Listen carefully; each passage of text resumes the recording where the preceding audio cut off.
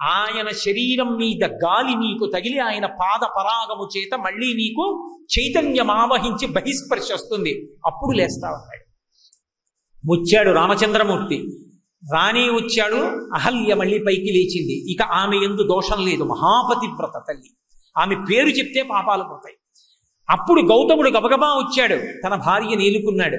తన వలన శాప విమోచనమైందని అహల్య తనకి నమస్కరించాలని రాముడు చూడలేదు. మహాపతివ్రత తాను నమస్కరించాలి. రాముడు ముందు అహల్య కాళ్ళ మీద పడ్డాడు.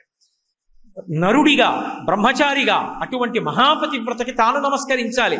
విష్ణు భగవానుడిగా అయితే ఆమె తనకి నమస్కరించాలి. నరుడు కనుక తాను నమస్కరించాడు కాళ్ళ మీద పడి. ఇది రామాయణం అంటే, ఇది రాముడి ధర్మం అంటే. అటువంటి ఉత్తమాంగన కనబడితే కాళ్ళ మీద పడి నమస్కరించాడు. రామాయణంలో ఈ కథ చెప్తే అర్థమైంది. అసలు ఒక ఇంటి ఇల్లాలు చెయ్యకూడనంత పెద్ద తప్పు అంటూ ఏదైనా ఉంటే తన యందు మనసు పోగొట్టుకుని పరపురుషుడితో సమాగమ సుఖాన్ని పొందడం. అంత తప్పు చేసినటువంటి ఇల్లాలైనటువంటి అహల్యని కూడా ప్రాయశ్చిత్తం చేయించి తపస్సు చేయించి నిరాహారంగా వాయువుని ఆహారంగా స్వీకరించమని చెప్పి ఆమెకి ఉన్నటువంటి దోషాన్ని పోగొట్టి మళ్ళీ స్వీకరించాడు తప్ప గౌతముడు ఇంత తప్పు చేశావు కాబట్టి నిన్ను వదిలిపెట్టేస్తున్నాను, విడాకులు ఇస్తున్నానన్న మాట అనలేదు. ఈ దేశంలో భర్త అన్నవాడు భార్య ఎంత తప్పు చేసినా దిద్దుకోవడమే. విడాకులన్న మాట కానీ భార్యని విడిచిపెట్టేయడం కానీ లేవు. రామాయణాన్ని విని నేర్చుకున్నాడు రామచంద్రమూర్తి. వేదమే ఈ లోకంలో శ్రీరామాయణ కావ్యంగా నడిచింది. వేదము చేత ప్రతిపాదింపబడినటువంటి పరబ్రహ్మ స్వరూపం ఏది ఉన్నదో అదే రామచంద్రమూర్తిగా నడయాడింది. అటువంటి శ్రీరామాయణం ధర్మాలకన్నిటికీ కూడా ఆటపట్టు. మనుష్య జీవితం తరించడానికి అత్యంత అవసరమైనది ఏది అంటే ధర్మం ఒక్కటే. అసలు ధర్మము అనేటటువంటి మాట వినా పాటించడానికి కానీ తరించడానికి కానీ వేరొకటి లేదు. అటువంటి ధర్మాన్ని చెప్పగలిగినటువంటిది వేదం ఒక్కటే.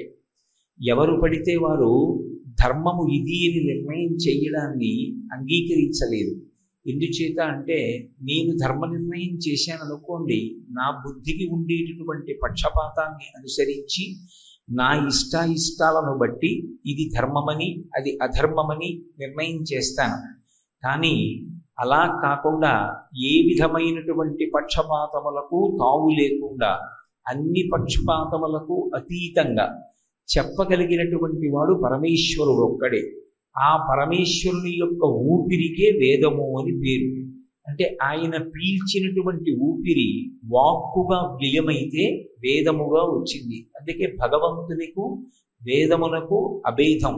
వేదమన్నా పరమేశ్వరుడన్నా యథార్థమునకు ఒక్కటే. ఆ వేదము మాత్రమే ప్రమాణముగా స్వీకరింపబడుతుంది. మనకి ధర్మ నిర్ణయం చేయడానికి 5 ప్రమాణాలు ఉంటాయి లోకంలో.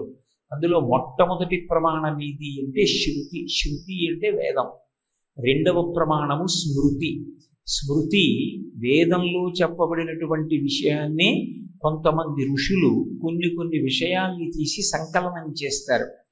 ఏదో అత్రి మహర్షి సంకలనం చేస్తే దాన్ని అత్రి స్మృతి అంటాం. గౌతమ మహర్షి సంకలనం చేస్తే గౌతమ స్మృతి అంటాం. ఋషి వేదాంతర్గతమైనటువంటి విషయాన్ని తీసి సంకలనం చేసి అనుష్ఠాన పర్యంతంలోకి తెచ్చుకోవడానికి, మనం ఆచరించి తరించడానికి వీలుగా మనకి అందిస్తాడు. ఏ కర్మ ఎలా చెయ్యాలో, ఎప్పుడు ఎలా ప్రవర్తించాలో చెప్పగలిగినటువంటిది మొదటి ప్రమాణం వేదమైతే, ఆ వేదాంతర్గతమైనటువంటి విషయాన్ని సంకలనం చేసి ఋషి చేత అందింపబడినటువంటి స్మృతి రెండవ ప్రమాణం. మూడవది పురాణం. ప్రతిరోజు పురాణ ప్రవచనం ఎందుకు వింటారు, పురాణం ఎందుకు చదువుకుంటారంటే వేదంలో చెప్పబడినటువంటి విషయాన్ని పురాణం భౌతత్వంలో పెట్టి చూపిస్తుంది. అందుకే పురాణం ఏం చేస్తుంది అంటే కేవలము చరిత్ర కాదు. ఒక జీవుడు ఏ శరీరంతో వచ్చాడు, ఏ కర్మానుష్ఠానం చేశాడు, దాని వలన శరీర పతనమైన తరువాత మళ్ళీ ఆ జీవుడు ఏమయ్యాడు, ఏ శరీరంలోకి వెళ్ళాడు, ఎన్ని బాధలు పడ్డాడు, ఎంత సాధన చేశాడు, ఎక్కడెక్కడ ఉద్ధాన పతనములను పొందాడు, ఎక్కడెక్కడ వైక్లభ్యములకు గురి అయ్యాడు, తొట్టతుటకు తన బుద్ధిని ఎలా ఏకాగ్రం చేశాడు, కర్మానుష్ఠానాన్ని వేద విహితంగా ఎలా చెయ్యగలిగాడు, తత్కారణము చేత భగవంతుని యొక్క అనుగ్రహం వలన జ్ఞానమును ఎలా పొందాడు, ఆ జ్ఞానము కారణముగా మళ్ళీ పుట్టవలసిన అవసరం లేని మోక్షాన్ని ఎలా పొందగలిగాడన్న విషయాల్ని మనకి వేదం తెలియచేస్తుంది. ఆ వేదంలో ఉన్న విషయాల్ని భూతత్వంలో పెట్టి పురాణం చెప్తుంది. అందుకే చరిత్ర అయితే ఒక వ్యక్తి శరీరం పడిపోయిన తర్వాత ఆగిపోతుంది. నేను మీతో ఉదాహరణ చెప్పాలంటే, పోతన గారు అనబడేటటువంటి ఒక మహాపురుషుడు ఈ పక్కనే బొమ్మెర గ్రామంలో ఉండేవారు. భాగవతం 12 స్కంధాలు ఆంధ్రీకరించి అందించినటువంటి మహాపురుషుడు, ఋషి. అటువంటి పోతన గారి శరీరం పడిపోయిన తరువాత ఏమైంది అంటే చరిత్రకి తెలియదు. పోతన గారు ఏ కాలంలో జీవించారు, పోతన గారి శరీరం ఎప్పుడు పడిపోయింది, పోతన గారు శరీరంతో ఉండగా ఏం చేశారు, ఈ విషయాలు మాత్రమే చరిత్ర చెప్పగలదు. అది పురాణమైతే పడిపోయిన శరీరాంతర్గతమైనటువంటి జీవుడు తదనంతర కాలమనందు ఏమయ్యాడు, పరమేశ్వరుని యందు ఎలా ఐక్యమయ్యాడు, ఆయన రచన చేసినటువంటి ఆ భాగవతం యొక్క వైశిష్ట్యం ఇటువంటిది, దాని చేత పరమేశ్వరానుగ్రహాన్ని ఎలా పొందగలిగారు, ఇటువంటి విషయాలన్నిటినీ కూడా మనకి అందించగలిగినటువంటిది పురాణం. అందుకే పురాణాన్ని ప్రవచనం చేస్తారు. ప్రవచనం అంటే ప్రకృష్ట వచనం, బాగా మనసులో నాటుకునేటట్టుగా, ధర్మమునందు అనురక్తి కలిగేటట్టుగా.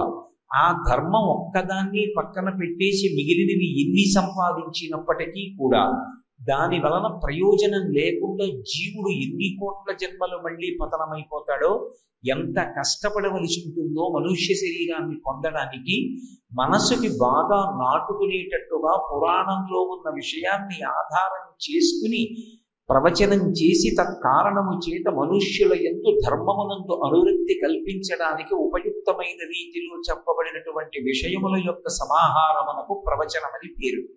కాబట్టి అటువంటి ప్రవచనం పురాణం మీద జరుగుతూ ఉంటుంది.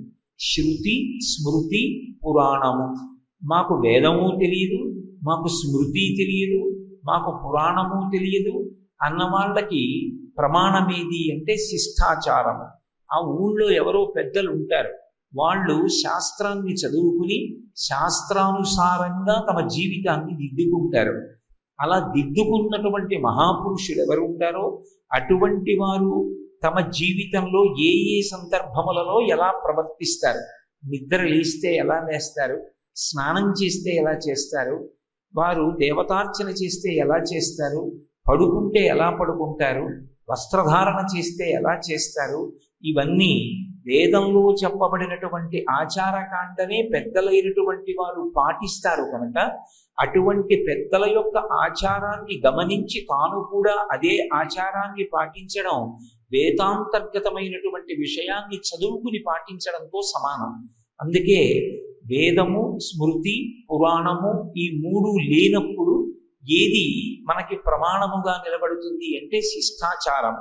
ఆఖరికి మా ఊళ్ళో శిష్టులైన వారు కూడా లేరండి, మేము ఏ ప్రమాణాన్ని ఆచరించాలి, ఎలా తరించాలన్న విషయంలో మాకు ఏమీ అవగాహన లేదు అనేటటువంటి వారికి చిట్ట చివరిది అధమపక్షమైనటువంటి ప్రమాణం అంతరాత్మ ప్రబోధం. తన అంతరాత్మ ఎలా చెప్పిందో అలా ప్రవర్తించడం. కానీ అంతరాత్మ ప్రబోధానికి ఎప్పుడూ ప్రథమ స్థానం ఇవ్వకూడదు. అంతరాత్మ ప్రబోధానికి ప్రథమ స్థానం ఇచ్చాము అంటే దాని అర్థం ఏమిటంటే పైన ఉండవలసినటువంటి 4 ప్రమాణములు సమాజమునందు లుప్తమైపోయాయని గుర్తు. అలా లుప్తమైపోయినటువంటి పరిస్థితి పరమ దుర్భరమైనటువంటి స్థితి. అంతకన్నా అధ్వాన్నమైన స్థితి ఏ ఊరి యందు ఉండదు. కాబట్టి నా అంతరాత్మ ప్రబోధం ప్రకారం నేను ప్రవర్తిస్తాననేటటువంటి ప్రతిజ్ఞ ఎప్పుడూ ఆదరణీయము కాదు. ఏది ముందు ఉండాలి అంటే నేను వేదాన్ని ప్రమాణం చేసుకుని ప్రవర్తిస్తాను అని చెప్పాలి. అందుకే మనిషి ఎలా ప్రవర్తించాలి అన్నదానికి ఏది ప్రమాణము అంటే వేదం ఒక్కటే ప్రమాణము. అందుకే వేదమునకు శాస్త్రము అని పేరు. శాస్త్రము అంటే శంసనాత్ శాసనాత్ ఇది శాస్త్ర. అది రాజశాసనంలా కఠినంగా మాట్లాడుతుంది. సత్యం వద, ధర్మం చర, నువ్వు సత్యమునే పలుకవలెను, ధర్మమునే ఆచరించవలెను. ఇక మళ్ళీ మినహాయింపేం ఉండదు. అలా రాజశాసనంలా మాట్లాడేది ఏది ఉందో దాన్ని వేదము అని పిలుస్తాం. ఆ వేదము మనకి పరమ ప్రమాణమై ఉంటుంది. అందుకే వేదములో ఉన్నటువంటి విషయము ఎప్పుడూ కూడా తరువాతి కాలంలో ఒకనాడు చెప్పబడినది అలా ఉంది, కానీ తరువాతి కాలంలో ఇలా మారిందేమో అన్న అనుమానం రాకుండా ఉండడం కోసం వేదం చదువుకునేటప్పుడు ముద్రింపబడినటువంటి పుస్తకాన్ని ఆధారం చేసుకుని వేదం చదువుకోరు. వేదం చదువుకోవడానికి ఏది ప్రమాణము అంటే, ఏది పద్ధతి అంటే, చెవిని ఆధారం చేసుకుని వేదం వింటారు.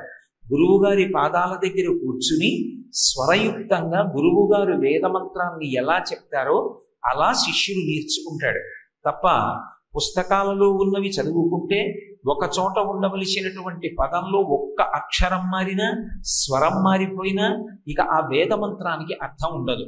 అందుకే వేదము దేని మీద ఆధారపడుతుంది అంటే చెవి మీద ఆధారపడుతుంది. అందుకే యథార్థమునకు మనకి షోడశ సంస్కారముల యందు అక్షరాభ్యాసం లేదు. అక్షరాభ్యాసం చెయ్యడం అనేటటువంటిది యథార్థమునకు వైదికమైనటువంటి సంస్కారం కాదు.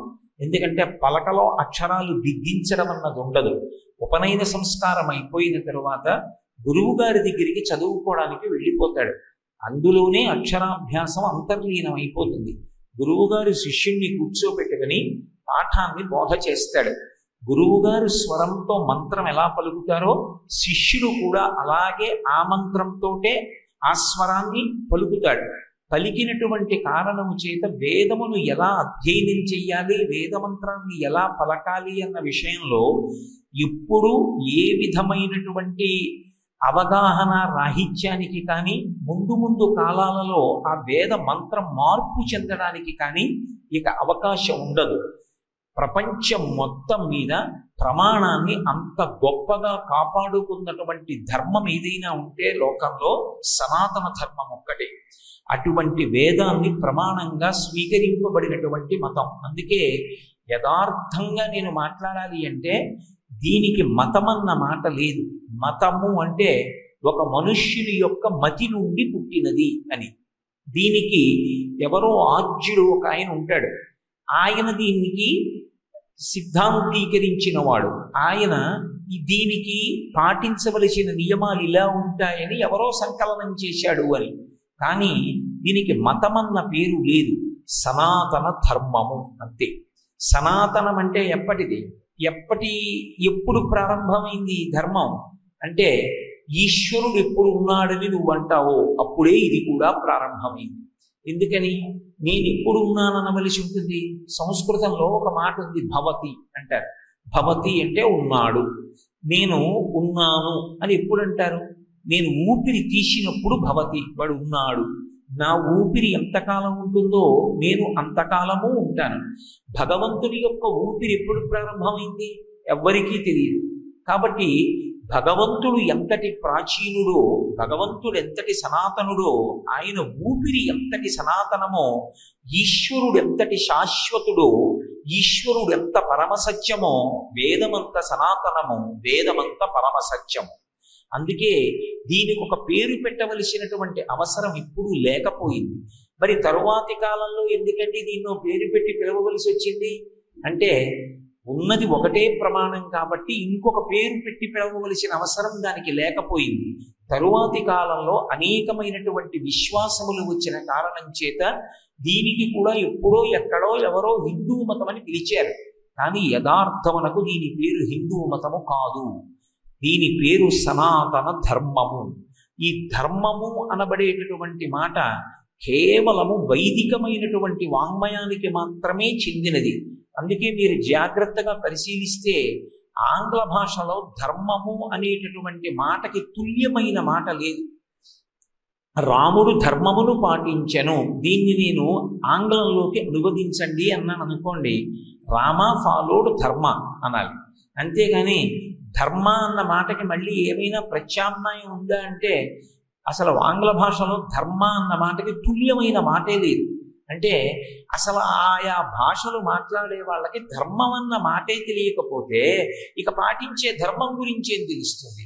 అసలు ధర్మము అన్న మాట ఎవరిది అంటే ఒక్క వేదములు ప్రమాణముగా చేసుకుని బ్రతుకుతున్నటువంటి సనాతన ధర్మమునకు మాత్రమే చెందినది. ఒక మనుష్యుని జీవితంలో అత్యంత అవసరమైనది, పాటించవలసినది, పాటించి తరించవలసినది ఏదైనా ఉంటే వేదం ఒక్కటే. ఆ వేదము తెలుసుకోవాలి. వేదము తెలియకపోతే స్మృతి తెలుసుకోవాలి. స్మృతి తెలియకపోతే పురాణం చదువుకోవాలి. పురాణం చదవకపోతే శిష్టాచారం తెలుసుకోవాలి. శిష్టాచారం తెలియకపోతే కనీసంలో కనీసం అంతరాత్మ ప్రబోధం.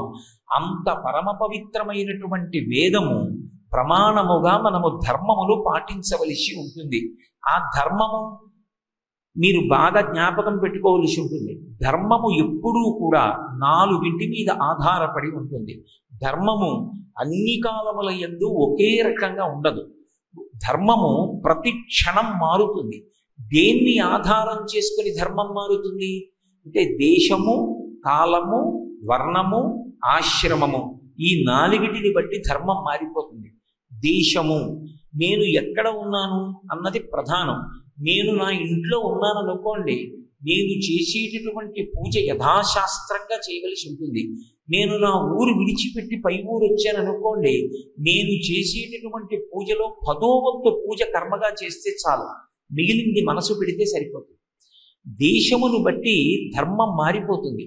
ఈ ప్రాంతంలో శివలింగానికి అభిషేకం చేశామనుకోండి, పైన ఉన్నటువంటి అంగీ విప్పేసి ఉత్తరీయం భుజాల మీద వేసుకుని అభిషేకం చెయ్యాలి. అదే ఏ ఉత్తర దేశంలోనూ అత్యంత చలికి ఆలవాలమైనటువంటి కేదార్నాథ్ లాంటి పట్టణాల్లో అభిషేకం చేస్తున్నారనుకోండి, పైన ఉన్నితో కూడినటువంటి కంబళి కట్టుకుని అభిషేకం చేసినా సరే తప్పు లేదు. ఎందుచేత అంటే శరీరాన్ని నిలబెట్టుకోవడం ప్రథమ ధర్మం. దేశాన్ని బట్టి ధర్మం మారుతుంది, కాలాన్ని బట్టి ధర్మం మారుతుంది. ఏకాదశి నాడు ఉపవాసం చెయ్యడం ధర్మం. ద్వాదశి నాడు ఎంత తొందరగా వీలైతే అంత తొందరగా ఉపవాస వ్రతాన్ని విరమణ చేసేయాలి. సూర్యోదయం ప్రమాణం. ద్వాదశి నాడు సూర్యోదయం అయినటువంటి ఉత్తర క్షణంలో ఏదైనా ఒక పదార్థాన్ని స్వీకరించి ఆ ఉపవాస వ్రతాన్ని విరమణ చేసేయాలి. ఇప్పుడు ఏమైంది? కాలంలో ఏకాదశి నాడు ఉపవాసం చెయ్యడం ధర్మం అయితే ద్వాదశి తిథి నాడు ఉపవాసాన్ని విరమణం చేయడం ధర్మమైంది. కాబట్టి కాలమునందు ఒకప్పుడు ఉన్నటువంటి ధర్మం వేరొకప్పుడు ఉండదు. కాబట్టి దేశము, కాలము, మూడవది వర్ణము. వర్ణము మీద ధర్మం ఆధారపడి ఉంటుంది. మనకి చాతుర్వర్ణములు అని 4 వర్ణములు ఉన్నాయి. ఈ 4 వర్ణముల వారికి శాస్త్రము ధర్మములను నిర్దేశించింది. ఇందులో ఒకరు పట్టుకున్న ధర్మాన్ని ఇంకొకరు పట్టుకోలేదు కాబట్టి వాళ్ళు తరించరనేటటువంటి భావన ఎప్పుడూ ఉండకూడదు. వేదం ప్రమాణం. ఒక బ్రాహ్మణుడు ఉన్నాడు అనుకోండి, ఆయన 3 కాలముల యందు సంధ్యావందనం చెయ్యాలి, 3 కాలముల యందు గాయత్రి చెయ్యాలి. ఆయన చేసినంత నిష్ఠతో ఆయన చేసినటువంటి వైదికమైన జీవనం అన్ని వర్ణముల వారికి విధించలేదు. ఎందుకు విధించలేదు? అందరినీ అలాగే చేయమన్నారు అనుకోండి, వ్యాపారాలు ఎలా నడుస్తాయి? శ్రమ చేసేవాళ్ళు ఎలా చేస్తారు? కుదరదు. అందుకే బ్రహ్మచారికి ఏకాదశి నాడు ఉపవాసం లేదు. 80 సంవత్సరములు దాటిపోయినటువంటి వృద్ధుడికి ఏకాదశి నాడు ఉపవాసం లేదు. వేదం ఎప్పుడు మాట్లాడినా అందరి యొక్క అభ్యున్నతిని దృష్టిలో పెట్టుకుని మాట్లాడుతుంది. వేదం పరమేశ్వర ప్రోక్తం. నేను నా కుటుంబంలో తండ్రిగా కష్టసుఖాల్ని విచారణ చేసినప్పుడు నా కడుపున పుట్టినటువంటి పిల్లల యొక్క దేహదారుఢ్యాన్ని దృష్టిలో పెట్టుకుని వాళ్ళు చేయవలసిన పని చెప్తాను. అంతేగాని అందరినీ ఒకలా ఒక పని చేయమని ఎలా చెప్తాను? ఓ చంటి పిల్లవాడు ఉన్నాడు అనుకోండి, వాడికి పాలు పడతాం. కొంచెం బలమైన వాడు ఉంటే ఊరగాయతో అన్నం తింటాడు. అంతేగాని అందరినీ ఊరగాయ అన్నం తినమని ఎలా చెప్తాను? ఒక తండ్రిగా నేనే చెప్పినప్పుడు లోకములకు కన్న తండ్రి అయినటువంటి పరమేశ్వరుడు అందరూ ఒకలా ఉంటే తప్ప తరించరని ఎందుకంటాడు? అందుకే మహాభారతంలో ధర్మవ్యాధుడు ఈ విషయాన్నే బలపరుస్తాడు. ఎవరు నిర్వర్తించవలసినటువంటి పని ఏదని శాస్త్రము నిర్వచనం చేసిందో, వేదం చెప్పిందో వారు ఆ పని చేస్తే చాలు, వారందరూ కూడా ఈశ్వరుణ్ణి చేరుకుంటారు. అంతేకాని ఒకరిని చిన్నపుచ్చడం కానీ, ఒకరికి పెద్దపీట వేయడం కానీ వేదము యొక్క ఉద్దేశ్యం కానీ, ఈశ్వరుని యొక్క ఉద్దేశ్యం కానీ ఎప్పుడూ కాదు. కాబట్టి వర్ణము మీద ధర్మం ఆధారపడుతుంది, ఆశ్రమము మీద ధర్మం ఆధారపడుతుంది. మనకి 4 ఆశ్రమాలు ఉంటాయి: బ్రహ్మచారి, గృహస్థు, వానప్రస్థు, సన్యాసి అని. ఇందులో ధర్మము ఏ ఆశ్రమంలో నువ్వు ఉన్నావు అన్నదాన్ని బట్టి ఉంటుంది. బ్రహ్మచారికి ధర్మం వేరుగా ఉంటుంది. బ్రహ్మచారి భిక్షాన్నం తెచ్చుకుని గృహస్థు దగ్గర భోజనం చేస్తాడు.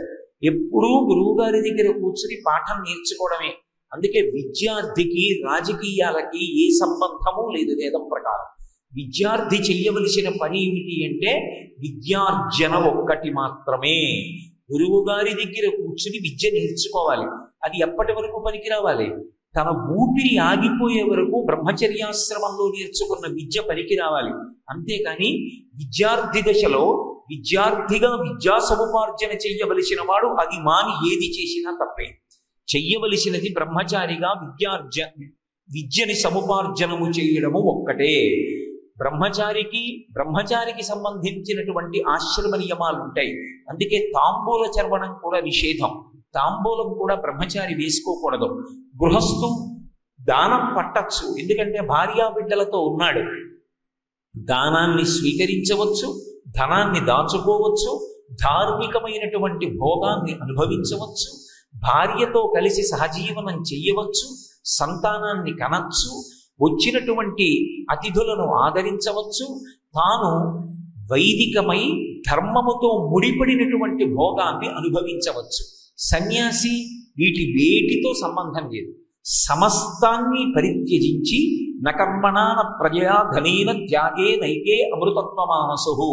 ఎక్కడ ఒక ప్రదేశంతో సంఘం కూడా లేకుండా నిరంతరము తాను సంచారం చేస్తూ 10 మందికి ధర్మాన్ని ప్రబోధం చేస్తూ తాను 5 ఇళ్ల ముందుకో 7 ఇళ్ల ముందుకో వెళ్ళి నిలబడి భవతి భిక్షాందేహి అన్నప్పుడు తన యొక్క దోసిట్లో పడినటువంటి పదార్థాన్ని ఆహారంగా స్వీకరించి, నాకు దగ్గొస్తే వైద్యుడిచ్చినటువంటి మందు చేదుగా ఉన్నా కూడా ఆ దగ్గు తగ్గడానికి ఎలా పుచ్చుకుంటానో, అలాగే తనకు కలిగినటువంటి ఆకలిని కూడా ఒక అనారోగ్యంగానే భావించి అది ఉపశమించడానికి ఆ రోజు తనకు ఏది దొరికిందో దాన్ని మాత్రమే స్వీకరించి నిస్సంగి ఎవరితోనూ ఏ సంబంధమూ పెట్టుకోకుండా, డబ్బుతో ప్రమేయం పెట్టుకోకుండా, సన్యాసం తీసుకున్న ప్రతివాడు ఆశ్రమాలు కట్టేయకుండా నిరంతరం సంచారం చేస్తూ లోపల ప్రణవాన్ని ధ్యానం చేస్తూ నిస్సంగిగా తాను తరించడానికి మాత్రమే ప్రయత్నించాలి.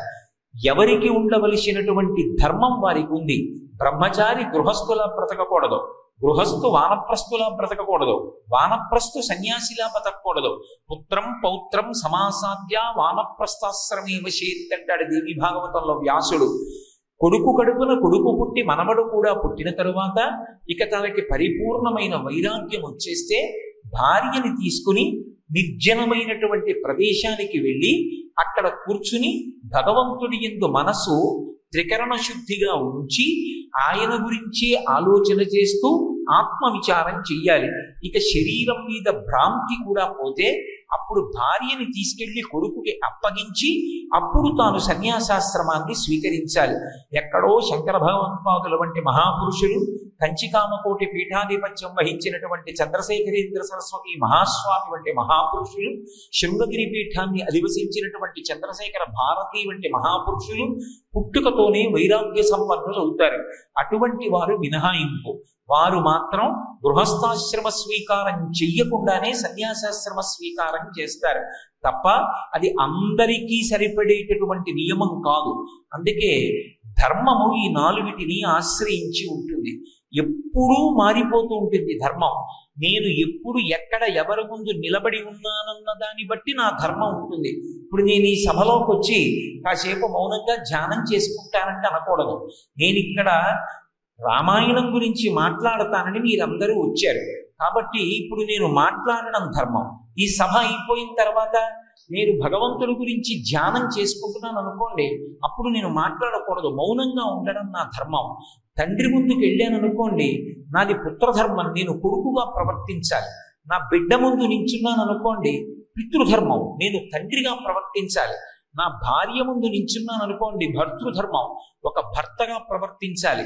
నేను ఒకరి ఇంటికి అతిథిగా వెళ్ళాను అనుకోండి, అతిథి ధర్మం, నేను అతిథిగా ప్రవర్తించాలి. నా ఇంటికి వేరొకరు ఆతిథ్యానికి స్వీకరించడానికి వచ్చారనుకోండి, అప్పుడు నాది గృహస్థు ధర్మం.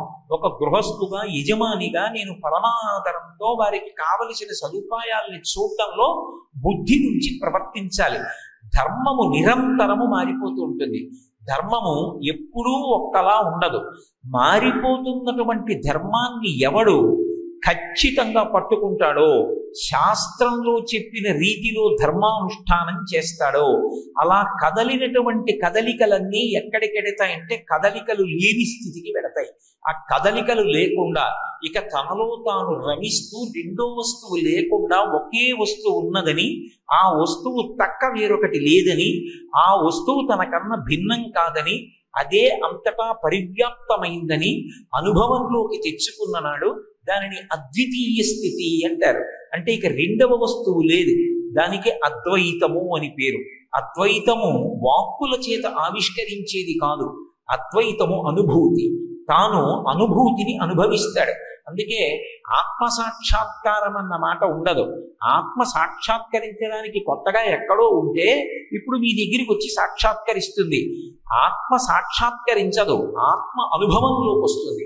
అనుభవంలోకి రాకుండా అడ్డుపడినటువంటి మాయ తొలగిపోతుంది. ఆత్మ సాక్షాత్కారము ఉండదు, ఆత్మ సాక్షాత్కారమునకు వేడుకలు ఉండవు. ఎందుకు వేడుకలు ఉండవు అంటే, వేడుకలు ఉండని ఎగిరి గంతులు వేయడానికి అదేమి సంతోషంతో కూడుకున్న విషయం కాదు. అది అనుభవంలోకి వచ్చిన నాడు కన్నుల వెంట నీరు కారిపోతూ తాను ఒక్కడుగా నిలబడిపోతాడు. అందుకే అది అద్వైతానుభూతి తప్ప ఆత్మ సాక్షాత్కారం అనకూడదు. అసలు ఆ మాట లేనే లేదు శాస్త్రంలో.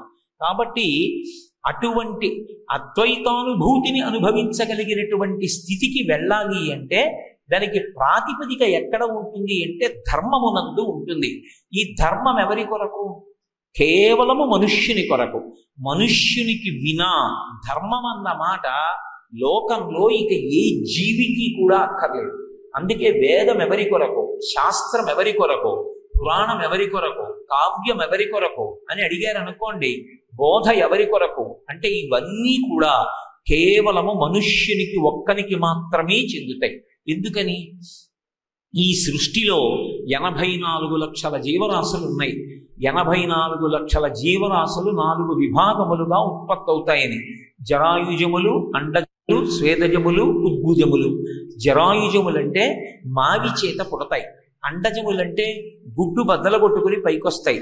స్వేదజములంటే చెమటలోంచి పుడతాయి, పేలు మొదలైనవి. ఉద్భుజములంటే భూమిని చీల్చుకుని పైకొస్తాయి, చెట్లు మొదలైనటువంటివి. 4 రకాలుగా ఉంటాయి ప్రాణులు. ఈ 4 రకాలైనటువంటి ప్రాణులు కూడా భూమికి అడ్డంగా పుట్టి అడ్డంగా పెరుగుతాయి. ఒక్క చెట్టుని విడిచిపెట్టండి, మనుష్యుడు మాత్రం భూమికి అడ్డంగా పుట్టి నిలువుగా పెరుగుతాడు. నిలువుగా పెరుగుతాడు అన్న మాటకు అర్థం ఏమిటంటే, శాస్త్రాన్ని గురువు గారి దగ్గర విని శాస్త్రాన్ని ప్రమాణంగా స్వీకరించి ధార్మికమైన కర్మాచరణము చేసి నువ్వు ఊర్ధ్వముఖ చలనం చేసి పరమేశ్వరుణ్ణి చేరుకోవలసి ఉంటుంది. అందుకొరకు నీకు జీవితము ప్రసాదింపబడింది తప్ప ఈ మనుష్య ఉపాధి అంత తేలికగా దొరికేది కాదు. అందుకే శంకర భగవత్పాదులు జంతువునాం నరజన్మ దుర్లభం అంటారు. నరజన్మ లభించడం అంత తేలికగా లభించేది కాదు. నరజన్మకి ఉన్నటువంటి గొప్ప ఐశ్వర్యం ఏది అంటే శాస్త్రీయమైనటువంటి కర్మాచరణము చేయగలిగినటువంటి అదృష్టము. రెండవది భగవత్ సంబంధమైనటువంటి నామమును పలకడానికి యోగ్యమైనటువంటి స్వరపేటిక. భగవంతుడు స్వరపేటికని ఇచ్చాడు కనుక భగవన్నామమును పలకగలిగినటువంటి అదృష్టమును పొందిన ఏకైక ప్రాణి మనుష్యుడొక్కడే. రామా అను తరిస్తావంటే ఏ ప్రాణి అనలేదు. ఒక్క మనుష్య ప్రాణి మాత్రం భగవన్నామాన్ని పలికి పాపాన్ని పోగొట్టుకుని ధరించగలడు. అటువంటి స్వరపేటిక మనుష్యునొక్కడికే ఉంది. పైగా జంతువునాం నరజన్మ దుర్లభం. ఈ మనుష్య శరీరానికి ఉన్నటువంటి యోగ్యత ఏ ఇతరమైనటువంటి వారికి లేదు, దేవతలకు కూడా లేదు. ఇందుచేత దేవతలు విశేషమైనటువంటి పుణ్యకర్మ చేస్తే అటువంటి వారు స్వర్గలోకంలో దేవతలుగా పదవులలో కూర్చుంటారు. ఎంతకాలం వాళ్ళ పదవిలో ఉండగలరు? క్షీణే పుణ్యే మర్త్యలోకం విశంతి. ఎంతకాలం వాళ్ళ పుణ్యం ఉంటుందో అంతకాలం స్వర్గలోకంలో ఉంటారు. స్వర్గలోకంలో భోగాలు అనుభవిస్తుంటే వాళ్ళని త్రిదశులు అంటారు. వాళ్ళు పుట్టినప్పుడు 25-30 మధ్య వయస్సులో ఉంటారు. ఉన్నంతకాలం ఆ వయస్సులో ఉంటారు. శరీరం పడిపోయినప్పుడు అదే వయస్సులో ఉంటారు. వాళ్ళకి ఆకలి దప్పిగా ఉండవు. అందుకే మనందరం పడేటటువంటి బాధలేవి వాళ్ళు పడరు. పడకుండా నిత్యయవ్వనులై ఉంటారు. ఈ సుఖాలన్నీ ఎంతకాలం? వాళ్ళు చేసుకున్న పుణ్యం ఖర్చయిపోయే పర్యంతము ఉంటుంది. వాళ్ళు ఒక్కొక్క భోగాన్ని అనుభవిస్తున్నప్పుడు పుణ్యం ఖర్చు అయిపోతుంది. ఏదో మనమే పట్టుకెళ్ళి బ్యాంకులో డబ్బేసి ఒక్కొక్క చెక్ ఇస్తున్నప్పుడు మన నిల్వ తగ్గిపోయినట్టు వాళ్ళ యొక్క భోగానుభవము చేత వాళ్ళ యొక్క పుణ్యము తరిగిపోతే వాళ్ళ పుణ్యమంతా తరిగిపోయిన తర్వాత మళ్ళీ మర్త్యలోకానికి పంపిస్తారు. మర్త్యలోకము అంటే మృత్యువు చేత గ్రసింపబడేటటువంటి శరీరములు ఉండేటటువంటి లోకము. ఇదే మనం ఉండేటటువంటి లోకం. ఇక్కడ ఏ శరీరమైనా వచ్చింది అంటే ఆ శరీరము శాశ్వతముగా ఉండదు. ఒకనాడు ఏ కారణమైతేనేమి ఏదో ఒక కారణం నింద లేకుండా పొందిపోకూడదు. 1,000,000 మంది వైద్యులు కూడి వచ్చిన కారుని మరణమయ్యడి వ్యాధి మాంపలేరు. ఏదో ఒక కారణానికి శరీరం పడిపోతుంది. అలా పడిపోయేటటువంటి లక్షణమున్న లోకానికి మర్త్యలోకమని పిలుస్తారు. అటువంటి మర్త్యలోకంలోకి వచ్చి తమ పుణ్యరాశి అంతా వ్యయమైపోయిన తర్వాత దేవతలు కూడా పడిపోతారు. అందుకే దేవతలకు కొత్తగా పుణ్యం చేసే అధికారం లేదు. వాళ్ళు యజ్ఞం చెయ్యరు, వాళ్ళు యాగం చెయ్యరు కాదు, చెయ్యకూడదు. దేవతలకు అధికారం లేదు. వాళ్ళు చెయ్యగలిగినది ఏమైనా ఉంటే ఆత్మవిచారం ఒకటే చేస్తారు. కానీ దేవతలు బ్రహ్మమునందు ఐక్యమైపోయే అదృష్టం లేదు. పుణ్యమైపోతే కింద పడిపోతారు దేవతలు. కానీ మనుష్యుడు మాత్రం అపారమైనటువంటి పుణ్యము చేసినటువంటి కారణం చేత ఇంద్ర పదవిలో కూర్చోగలడు, దేవతగా మారగలడు. అదే మనుష్యుడు నాకు పుణ్యము అక్కర్లేదు, పాపము అక్కర్లేదు, నేను కేవలం సత్కర్మలన్నీ చిత్తశుద్ధి కొరకు మాత్రమే చేస్తున్నాను అనేటటువంటి పూనికతో చిత్తశుద్ధి కొరకు పుణ్యకర్మాచరణము చేయడం చేత కలిగినటువంటి పాత్రత చేత భగవంతుని చేత అనుగ్రహింపబడినటువంటి జ్ఞానము కలిగినటువంటి హేతువు వలన ఇక మళ్ళీ పునర్జన్మ లేకుండా అదే చిట్ట చివరిసారి శరీరం పడిపోవడమై మళ్ళీ పుట్టవలసిన అవసరం లేని మోక్షాన్ని పొందుతాడు. అటువంటి మోక్షాన్ని పొందగలిగినటువంటి వాడు మనుష్యుడొక్కడే. అపారమైన పుణ్యం చేసి దేవత కాగలిగిన వాడు మనుష్యుడొక్కడే. అపారమైనటువంటి పాపం చేసుకుని మళ్ళీ మనుష్య జన్మ కొన్ని కోట్ల జన్మల వరకు రాకుండా తిరియక్కై భూమికి అడ్డంగా వెన్నుపా ఉండేటట్టుగా కొన్ని కోట్ల జన్మల కుక్కో నక్కో నల్లో పందో పిల్లో అయి పుట్టవలసినటువంటి అగత్యాన్ని పొందిన మనుష్యుడే. కాబట్టి ఏది పొందగలిగినా ఆ అదృష్టం ఒక్క మనుష్య ఉపాధికే ఉంది. మనుష్య ఉపాధి తరించాలి అంటే ఒక్కటే మార్గం, ధర్మాన్ని పట్టుకోవడమే. ప్రవర్తించకుండా ఏ కర్మ చెయ్యకుండా ఎవ్వరూ ఉండరు. నేను ఏ ఆశ్రమములకు చందనివాడిని అనడం ఎవరికీ కుదరదు. బ్రహ్మచారిగానో గృహస్థుగానో వానప్రస్థుగానో సన్యాసిగానో ఏదో ఒక ఆశ్రమంలో ఉంటాడు. కాలము ఏ ప్రాతకాలమో ఉదయమో మధ్యాహ్నమో సాయంత్రమో ప్రదోషమో రాత్రో ఏదో ఒక కాలంలో ఉంటాడు, ఏదో ఒక చోట ఉంటాడు. దేశకాలములు వర్ణాశ్రమములు 4గింటిలో ఎటువంటి కార్యాన్ని చెయ్యాలి, ఎటువంటి ప్రమాణాన్ని పాటించి కర్మ జరగాలి అనేటటువంటి దానికి వేదాన్ని ప్రమాణం తీసుకుని ఆయా ఆశ్రమములలో తాను ఏది చెయ్యాలో అది చేసినటువంటి వాడికి ఉన్నటువంటి కర్మబంధములు విడిపోతాయి. అది విశేషం. అందరూ కర్మ చేస్తున్న వాళ్లే, కానీ వేద విహితమైనటువంటి కర్మాచరణము, ధార్మికమైనటువంటి కర్మ ఎవడు చేస్తుంటాడో వాడికి కర్మపాశములు తెగిపోతుంటాయి. ఎవడు వైదికమైనటువంటి కర్మ విడిచిపెట్టేస్తాడో, ఎవడు ధర్మము అన్న మాట విడిచిపెట్టేస్తాడో వాడికి కర్మపాశములు ఇంకా చుట్టుకుంటూ ఉంటాయి. తెగిపోవడానికి కారణం ఏది అంటే కేవలము ఒక్కటే, ధార్మికమైనటువంటి కర్మ చెయ్యడం చేత ఉన్నటువంటి కర్మపాశములన్నీ కూడా తెగిపోతాయి. అందుకే అలా ధర్మాన్ని పట్టుకోగలిగిన వాడు మనుష్యుడొక్కడే. అంత గొప్ప జన్మ మనుష్య జన్మ. మనుష్య జన్మతో సమానమైనటువంటి జన్మ వేరొకటి ఉన్నట్టుగా మనకి వేదంలో ఎక్కడా కనపడదు. అంత ప్రశస్తమైనటువంటి జన్మ అయినటువంటి మనుష్య జన్మ ఒకానొక యుగంలో తీవ్రంగా అవమానింపబడింది. ఇంత గొప్ప మనుష్యుణ్ణి తృణీకరించి మాట్లాడారు. అటువంటప్పుడు మళ్ళీ మనుష్యుని యొక్క ప్రతిష్ట నిలబెట్టడానికి దశావతారాలలో ఒకటైనటువంటి శ్రీరామావతారం వచ్చింది.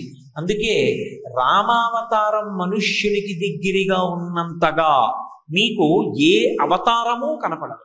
రామచంద్రమూర్తి యొక్క అవతారములో ఉన్న విశేషమేమి అంటే ఆయన సాక్షాత్ శ్రీ మహావిష్ణువైన శ్రీరామాయణంలో ఆయన ఎక్కడా నేను శ్రీ మహావిష్ణువుని అని చెప్పుకోలేదు, లేదా విష్ణువుగా ప్రవర్తించలేదు. కేవలము ఒక మనుష్యుడు ఎలా పుడతాడో అలాగే పుట్టాడు, మనుష్యుడు ఎలా పెరుగుతాడో అలాగే పెరిగాడు, మనుష్యుడు ఎలా ప్రవర్తించాలో అలాగే ప్రవర్తించాడు. వేదమును ప్రమాణం చేసుకొని ధర్మాన్ని అనుష్ఠానం చేస్తే మనుష్యుడన్నవాడు ఏ స్థాయికి వెళ్ళగలడో లోకానికి నిరూపణం చేశాడు.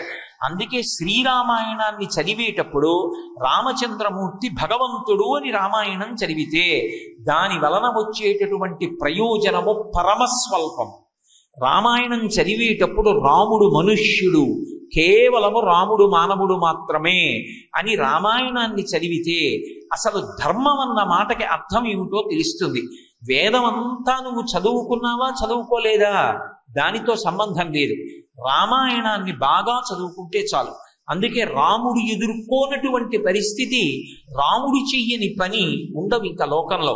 రాముడు తండ్రిని ఎలా గౌరవించాలి ఆయన్ని చూసి నేర్చుకోవచ్చు. అన్నదమ్ములతో ఎలా ఉండాలి రామాయణం చదువుకో. భార్యతో ఎలా ప్రవర్తించాలి రామాయణం చదువుకో.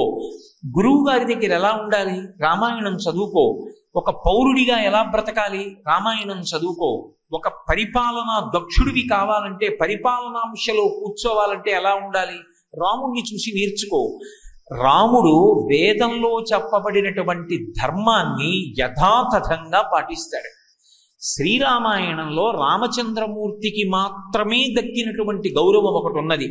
బహుశः నాకు తెలిసి ఈ మాట అనడం పరమ సాహసమని నాకు తెలుసు, అయినా నేను ఈ మాట వాడుతున్నాను. నాకు తెలిసి ఉన్నంత వరకు మనుష్య జాతి మొత్తం మీద ప్రాయశ్చిత్తం చేసుకోవలసిన అవసరం లేకుండా బ్రతికిన ఒకే ఒక్క మనుష్యుడు రాముడు మాత్రమే. ప్రాయశ్చిత్తం అన్న మాట ఎప్పుడు చేసుకుంటాం? వేదంలో ప్రాయశ్చిత్తం ఉంది. ఎప్పుడు చేసుకోవాలి ప్రాయశ్చిత్తం? చెయ్యవలసిన ధర్మాన్ని చెయ్యకుండా లోపం జరిగితే అప్పుడు ప్రాయశ్చిత్తం చేసుకోవాలి. సంధ్యావందనం వేళకి చెయ్యాలి సూర్యోదయాత్ పూర్వం. ఏ కారణం చేతనో సూర్యోదయాత్ పూర్వం సంధ్యావందనం చెయ్యలేదు, అర్ఘ్యం విడిచిపెట్టలేదు, అప్పుడు ప్రాయశ్చిత్తార్ఘ్యపూర్వక సంధ్యావందనం కరిష్యే అనాలి. శ్రీరామాయణం 24,000 శ్లోకాలలో రాముడు అంతఃపురంలో ఉండనివ్వండి, అరణ్య మధ్యంలో ఉండనివ్వండి, ఎక్కడ ఉన్నా రాముడు ప్రాయశ్చిత్త కర్మ చేసుకున్నాడన్న మాట వాల్మీకి మహర్షి ఉపయోగించలేదు. అంటే అసలు రామాయణంలో రాముడిగా శరీరంలో ఉన్న 11,000 సంవత్సరములలో 11,000 సంవత్సరముల పరిపాలనలో కానీ దానికి ముందు కానీ రాముడు ఎన్నడూ కూడా ప్రాయశ్చిత్తం చేసుకోలేదు. అంటే అసలు రాముడు ధర్మాన్ని తప్పలేదు. మిగిలిన వారు ఎంత గొప్పవారైనా ఎక్కడో అక్కడ ఎప్పుడో అప్పుడు ధర్మాన్ని కించిత్తైనా తప్పారు. తప్పిన కారణం చేత దాన్ని తపస్సుతోనైనా పోగొట్టుకున్నారు, ప్రాయశ్చిత్త కర్మల చేతనైనా పోగొట్టుకున్నారు. అసలు ప్రాయశ్చిత్త కర్మ చేసుకోవలసిన అవసరం లేకుండా కేవలము ధర్మాన్ని మాత్రమే ఆఖరి ఊపిరి వరకు పాటించినటువంటి ఏకైక మహాపురుషుడు రాముడు. అందుకే ధర్మాన్ని పాటించగలిగినటువంటి వాడు యుగాలు మారిపోయినా దైవంగా నిలబడతాడని రాముడు నిరూపణం చేశాడు. త్రేతాయుగం అయిపోయింది, ద్వాపర యుగం అయిపోయింది, కలియుగం వచ్చేసింది, అయినా వాడలా రామాలయాలే. రామనామాన్ని మించినటువంటి నామం ఇక లోకంలో లేదు. అందుకే గోపరాజు గారంతటి వాడు కూడా ఆ రామనామం నాలుక మీద నర్తించాలని కోరుకుంటూ హరునకు విభీషణులకు అద్రిజకున్ తిరుమంత్రరాజమై కరికి నహల్యకున్ ద్రుపద కన్యకు నర్తి హరించు చుట్టమై బరగిన ఎట్టి నీ పతితపావన నామము నాదు జిహ్వపై నిరంతరము నటింపచేయుమి కదా శరధి కరుణాపయోనిధి అని పిలుస్తాడు. మహానుభావుడు మనుష్యుడై పుట్టి మనుష్యుడిలాగే జీవించి మనకి వేదం ఎలా బ్రతకమని చెప్పిందో అలా బ్రతకడం ఎలాగో నేర్పి, అలా నేర్పిన వాడు ఎంత గొప్పవాడు కాగలడో నిరూపణం చేసి చూపించినటువంటి అవతారం రామావతారం. అందుకే 10 అవతారాలు ఉన్నా, అందులో కల్కి అవతారం ఇంకా రాకపోయినా, 9 అవతారాలు వచ్చినా, 9 అవతారాలలోనూ కూడా రామావతారం మనుష్యునకు దగ్గరైనంతగా ఏ ఇతర అవతారము దగ్గర కాలేదు. కారణం ఏమంటే, మీరు ఎప్పుడు ఎక్కడ ఏ కర్మ చెయ్యండి, అది ఎలా చెయ్యాలి అంటే రామాయణం చదువుకుంటే చాలు. తండ్రికి తద్దినం ఎలా పెట్టాలి, శ్రీరామాయణం చేసి రాముడు ఎలా పెట్టాడో చదువుకుంటే చాలు. ఓ ఇల్లు కట్టుకున్నారు, గృహప్రవేశం చెయ్యాలి, గృహప్రవేశం చేసే ముందు ఏం చెయ్యాలి, రామాయణంలో రాముడు పర్ణశాల కట్టుకుని ఏం చేశాడో చదివితే చాలు. రామాయణంలో రాముడు ఏం చేశాడో అదే ధర్మం, రామాయణంలో రాముడు ఏది చెప్పాడో అదే ధర్మం. అయితే మీరు నన్ను ప్రశ్న అడగచ్చు, ఏమంటే ఇందాక మీరే కదా అన్నారు ఎవరు చెప్పినా ధర్మం కాదు, వేదం చెప్తేనే ధర్మం అన్నారు కదా, మరి ఇప్పుడు రాముడు చెప్పింది ధర్మం అని ఎలా తీర్పు చెప్పారు అని నన్ను అడగచ్చు. ఇక్కడ మీరు ఒక సూక్ష్మాన్ని పరిశీలించవలసి ఉంటుంది. రాముడు ఎప్పుడు మాట్లాడినా ఇది నా స్వంత అభిప్రాయం అని ఎప్పుడూ మాట్లాడరు. ఈ పని ఎలా చెయ్యాలి అని చర్చ జరిగిందనుకోండి, నేను ఇలా చెప్తున్నాను మీరు ఇలా చెయ్యండి, నేను చెప్తున్నాను కాబట్టి ప్రమాణం అని రాముడు అనడం. రాముడు ఎప్పుడూ ఏం చెప్తాడంటే అందరి మాటలు వింటాడు. విని తుట్టతుదన ఏమంటాడంటే, శాస్త్రం ఇలా చెప్పింది కాబట్టి, పెద్దలు ఇలా చెప్పారు కాబట్టి ఇది ప్రమాణం అంటాడు. అంటే రాముడి నోటి వెంట వచ్చినది ఏది, వేదం వచ్చింది.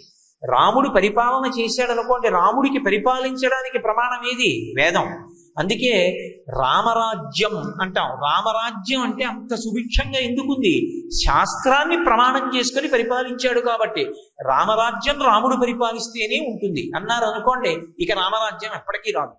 రామరాజ్యం వస్తుంది ఎప్పుడు, పరిపాలించేటటువంటి వాళ్ళు వేదాన్ని ప్రమాణంగా తీసుకుని పరిపాలన చేస్తే అది రామరాజ్యమే అవుతుంది. కాబట్టి అందుకే రామాయణంలో రాముడు ఎప్పుడు ఎక్కడ మాట్లాడినా అది కేవలము ధర్మమే. రాముడు అడుగు తీసి అడుగు వేస్తే ధర్మమే. సత్యధర్మములు రెండు పాదములుగా చేసుకుని ప్రవర్తిస్తాడు. రామునిలో ఉన్న గొప్పతనం ఏమిటంటే, రాముడు దేని చేత సంతసిస్తాడు, రాముడికి సంతోషం దేని వలన. మీరు జాగ్రత్తగా రామాయణాన్ని పరిశీలిస్తే రామాయణంలో రాముడికి సంతోషం కానీ రాముడికి సంతృప్తి కానీ ఇది ఉన్నదని కాదు, ఇది లేదని కాదు, నేనిప్పుడు ఇక్కడ ఉన్నానని కాదు, అక్కడ లేనని కాదు. రాముడి సంతోషమంతా ధర్మాచరణము వలన.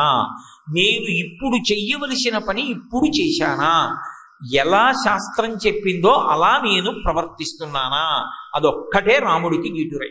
నేను అలా ప్రవర్తిస్తున్నాను, సంతోషం. రాముడు విచారించవలసిన క్షణం నిజానికి రాముడి జీవితంలో ఒక్కటి కూడా లేదు.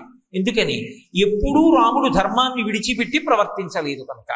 ఒకటి రాముడు ధర్మం ప్రకారం చేయలేదనుకోండి, నా వలన పొరపాటు జరిగింది, నేను ధార్మికంగా ప్రవర్తించలేదని ఏడవాలి. కానీ రాముడు అలా ఏడవలసిన అవసరం కలగలేదు. అంటే రాముడి ఊపిరి ధర్మం, రాముడే ధర్మం.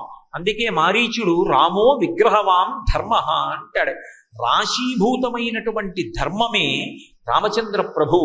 అటువంటి రాముడు త్రేతాయుగంలో శ్రీ మహావిష్ణువు అవతార స్వీకారం చేసి ఆయనగా రావడానికి ప్రబలమైనటువంటి కారణం ఒకటి ఉన్నది. రావణాసురుడు లోకాల్ని బాధ పెడితే పెట్టాడు, కానీ ఆయన చేసినటువంటి మహోపకారం మాత్రం పరోక్షంగా ఒక్కటి మిగిలిపోయింది. ఆయన చేసినటువంటిది ఏది అంటే, తపస్సు చేసి చతుర్ముఖ బ్రహ్మగారు ప్రత్యక్షమైనప్పుడు యక్ష గంధర్వ కిన్నెర కింపురుషాదులు దేవతల చేత తనకి మరణం లేకుండా ఉండాలని కోరుకున్నాడు. అలా కోరుకుని వదిలిపెట్టేసి ఉంటే ఏ ఇబ్బంది లేకుండా ఉండదు. కానీ బ్రహ్మగారితో ఒక మాట అన్నాడు, తృణభూతాహితే మన్యే ప్రాణినో మానుషాదయ అన్నాడు. మనుష్యుల నుండి నాకు మరణం ఉండకూడదన్న వరాన్ని నేను అడగనన్నాడు. ఎందుకు అని బ్రహ్మగారు అడగలేదు, తానే జవాబు చెప్పాడు. తృణభూతాహితామన్యే, నేను ఆ మనుష్యులను తృణం గడ్డిపరక కింద చూస్తాను. వాళ్ళు నన్నేం చేస్తారు, వాళ్ళంత పనికి మాలిన వాళ్ళు ఇంకోళ్ళు లేరు, అందుకే వాళ్ళు నన్నేం చేయలేరు. కాబట్టి నరుల వలన మరణము లేకుండుగాక అన్న వరాన్ని నేను నిన్ను కోరనన్నాడు. కాబట్టి మనుష్యులను అవమానించి అనాదర బుద్ధితో మాట్లాడాడు. అందుకే రామాయణం బాలకాండలో దశరథ మహారాజు గారు పుత్రకామేష్టి చేస్తున్న సందర్భంలో చతుర్ముఖ బ్రహ్మగారు వచ్చినప్పుడు దేవతలందరూ కూర్చుని ఉంటే బ్రహ్మగారితో మాట్లాడుతూ దేవతలందరూ అడిగినప్పుడు నువ్వు ఇన్ని వరాలు ఇచ్చావు, అపారమైన బలసంపన్నుడైపోయాడు రావణాసురుడు, ఇప్పుడు ఆయన చేస్తున్న అపరాధం ఏమిటో తెలుసా? సృష్టి నువ్వు చేశావు, సృష్టి నువ్వు చేసినప్పుడు నియమాలు ఏర్పాటు చేశావు. ఒక నది ఎలా ప్రవహించాలో నిర్ణయం చేశావు, ఒక సముద్రం చెమ్మిలి కట్టు పెట్టి అది దాటకూడదు అని నిర్ణయం చేశావు, ఒక పక్షి ఆకాశంలోనే ఎగరాలి అని నిర్ణయం చేశావు, ఒక చేప నీటిలో వెళ్ళాలి అని నిర్ణయం చేశావు, గాలి వీచాలి అని నిర్ణయం చేశావు, సముద్రం తరంగములతో ఉండాలి అని నిర్ణయం చేశావు, సూర్యుడు ఋతువుని బట్టి ఆయన యొక్క తేజస్సు మారుతుంది అని నిర్ణయం చేశావు. కానీ ఇప్పుడు నీవు చేసినటువంటి సృష్టికి నువ్వు విధించిన నియమాలని తిరగరాస్తున్నాడు రావణాసుడు. ఇది రావణుడు చేసిన తప్పిదం. ఇది చెప్పారు వాళ్ళు బ్రహ్మగారితో. నైనం సూర్య రాతి ప్రతిపతి వార్ష్వే బాతిన మారుత చరోర్మిమాలీతం దృష్ట్వా సముద్రోపిన కంపతే. నైనం సూర్య, ఆ సూర్యుడున్నాడే ఆయన గట్టిగా ప్రకాశించడానికి వీలు లేదు. ప్రతిపతి వాలి న మారుత, ఆ గాలి ఉందే ఆయన తన ఇష్టం వచ్చిన రీతిలో వీచడానికి వీలు లేదు. రావణాసురుడు అలా వెళ్ళిపోతున్నాడు అనుకోండి, అది రోహిణీ కార్తె అనుకోండి, సూర్యుడు తన తేజస్సుని ఉపసంహారం చేసేయాలి. ఆ ఋతువుని బట్టి ఆ కాలాన్ని బట్టి సూర్యుడు ప్రకాశించకూడదు. రావణుడు వెడుతున్నాడు కాబట్టి ఉపసంహారం చేయాలి. గాలి గట్టిగా వీస్తోందనుకోండి, రావణుడి ఉత్తరీయం ఎగిరిందనుకోండి, కోపంగా చూస్తాడు.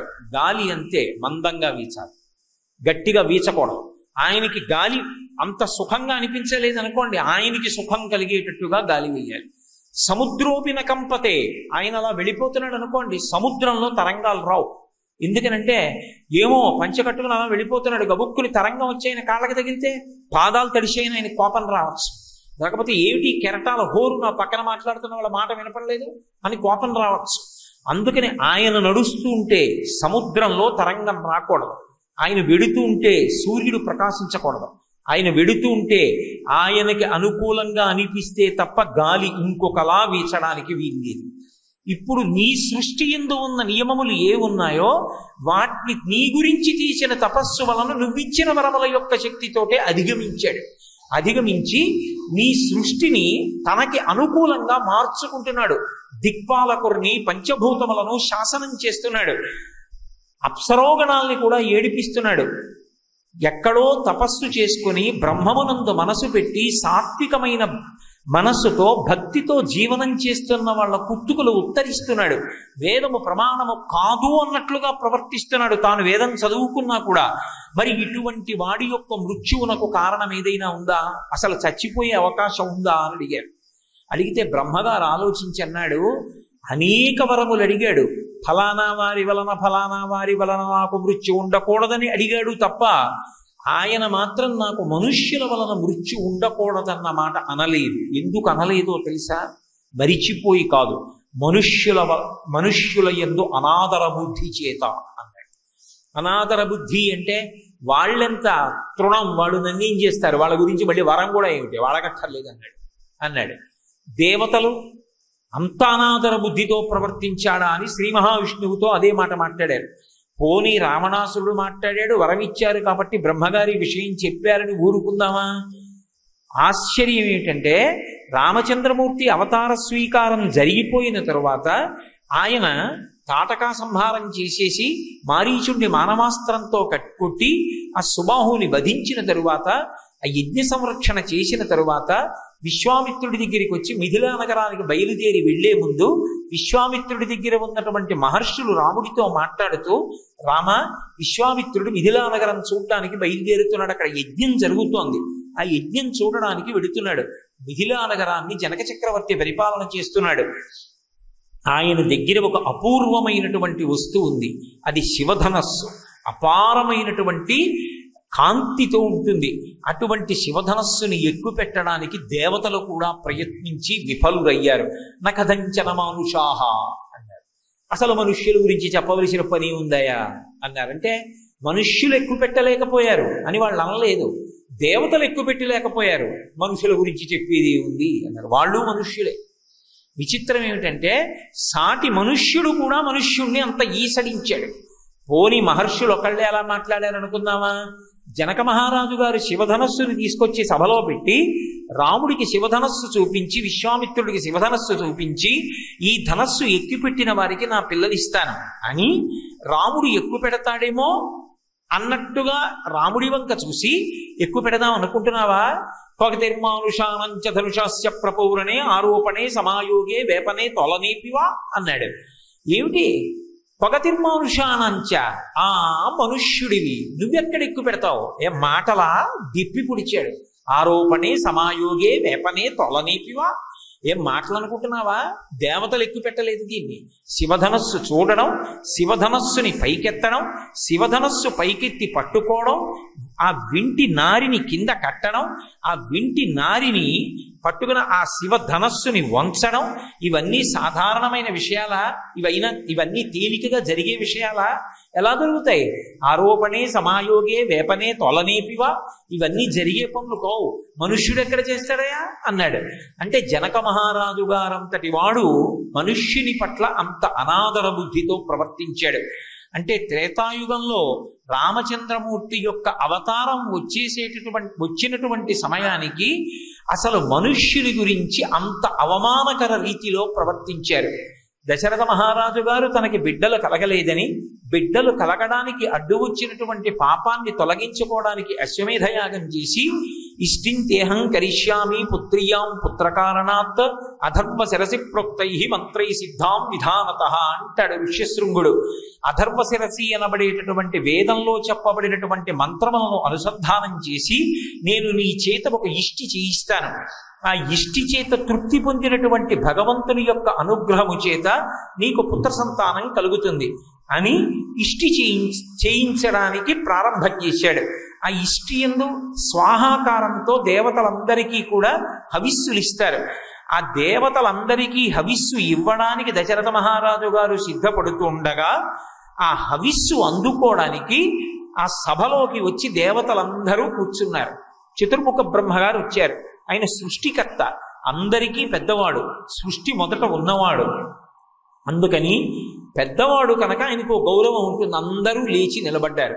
నిలబడి ఆయనకి తెలియని విషయం ఉండదు కనుక రావణునికి సంబంధించినటువంటి వివరములు తెలిసిన్నవాడు ఆయనే కాబట్టి, వరములిచ్చినవాడు ఆయనే కాబట్టి, రావణుని యొక్క మృతి ఏ కారణము చేత జరుగుతుందో తెలుసుకుంటే తప్ప లోకముల యొక్క బాధ ఉపశమించేటటువంటి మార్గము తెలియదని వారందరూ ఎలుగెత్తి ప్రార్థన చేసి బ్రహ్మగారిని అడిగారు తమ కష్టములను చెప్పుకొని. ఆయన అన్నాడు, మనుష్యుడి చేత అయితే సాధ్యమే.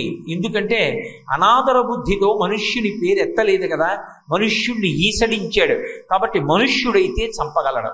కానీ కేవలము మనుష్యుడైన వాడు రావణాసురుణ్ణి సంహరించడం అంత తేలిక? అపారమైనటువంటి తపశ్శక్తి సంపన్నుడు. ఆయన కూడా విశ్రవసో బ్రహ్మ యొక్క కుమారుడు, ఏ సామాన్యుడు కాడు. కాంచలలంకాధిపతి, కొన్ని కోట్ల రాక్షస సైన్యానికి అధిపతి. అటువంటి వాణ్ణి సంహరించాలంటే కేవలము మనుష్యత్వము సరిపోదు. ఆ మనుష్యత్వమునకు తేజస్సు ఎక్కడి నుంచి రావాలి అంటే ధర్మాచరణము చేత రావాలి. అందుకే ఒకరు ప్రార్థించవలసిన అవసరం లేకుండా, అడగకుండా ఎప్పుడైనా రాక్షస సంహారం కోసం సాధారణంగా భూదేవి గోరూపాన్ని ధరించి ప్రార్థన చేస్తుంది. గోవు అంబారామం చేస్తే వెంటనే పలుకుతారు విష్ణువు. గోరూపాన్ని ధరించి ప్రార్థిస్తుంది. కానీ ఒక్క శ్రీరామాయణంలో మాత్రం విష్ణువుని ప్రత్యక్షం అవమని ఎవరూ ప్రార్థన చేయకపోయినా, అయ్యో మనుష్యుడు చంపగలడని బ్రహ్మగారు అన్నారని వీళ్ళందరూ తొందరపడి రావణాసురుడి మీదకి యుద్ధానికి వెళ్ళి మడిసిపోతారేమోనని అపారమైనటువంటి దయ కలిగినటువంటి వాడై ఏతస్మిన్నంతరే విష్ణు రూపయాతో మహాద్యుతి శంఖచక్రగదాపాణి పీతవాస జగత్పతి. శంఖచక్రగదా పద్మములను పట్టుకుని పట్టుపీతాంబరం కట్టుకున్నవాడై 4 భుజములతో ప్రకాశిస్తూ ఆ సభా మధ్యంలో అవతరించాడు. వెంటనే అందరూ స్తోత్రం చేసి, మహానుభావా నువ్వు స్థితికర్తవి, అందరి యొక్క యోగక్షేమములను వహించవలసినటువంటి వాడివి. ఇవాళ లోకం అంత బాధపడుతోంది రావణుని వలన, కాబట్టి నువ్వు రావణ సంహారం చెయ్యాలి, మనుష్యునిగా పుట్టాలి. ఇదిగో దశరథ మహారాజు గారు బిడ్డలు కలగాలని యజ్ఞం చేస్తున్నాడు. ఈ దశరథుడి కడుపున నువ్వు బిడ్డగా రావలసింది అన్నారు. అంటే ఆయన అన్నాడు, హత్వా క్రూరం దురాత్మానం దేవర్షీణాం భయావహం. నేను తప్పకుండా వస్తాను మనుష్యునిగా, కానీ మనుష్యునిగా వచ్చి రావణ సంహారం చేస్తాను. ఎందుకు చేస్తానో తెలుసా? కారణం లేకుండా భగవంతుడు ఎవరిని చంపడాన్ని ఇచ్చగించడు. ఎందుకు చంపుతానంటే, హత్వా క్రూరం దురాత్మానం, రావణుడు క్రూరుడయ్యున్నాడు, దురాత్ముడయ్యున్నాడు. దేవర్షీణాం భయావహం, దేవర్షులను కూడా భయపెడుతున్నాడు, అప్సరోగణములను పీడిస్తున్నాడు. అదుపు తప్పినటువంటి కామంతో కనపడ్డ ప్రతి స్త్రీని కూడా బలాత్కారం చేస్తున్నాడు. ఇటువంటి ఉత్పాతములను సృష్టిస్తూ అతను అసలు ధర్మం అనేటటువంటి 2 అక్షరాల్ని విడిచిపెట్టి ప్రవర్తిస్తున్నటువంటి కారణం చేత, ధర్మమునకు హాని కలిగిస్తున్న కారణం చేత నేను ఒక మనుష్యునిగా వచ్చి ఆ రావణాసురుణ్ణి సంహారం చేస్తాను. అంతేకాదు, అక్కడితో నా అవతార పరిసమాప్తి చెయ్యను.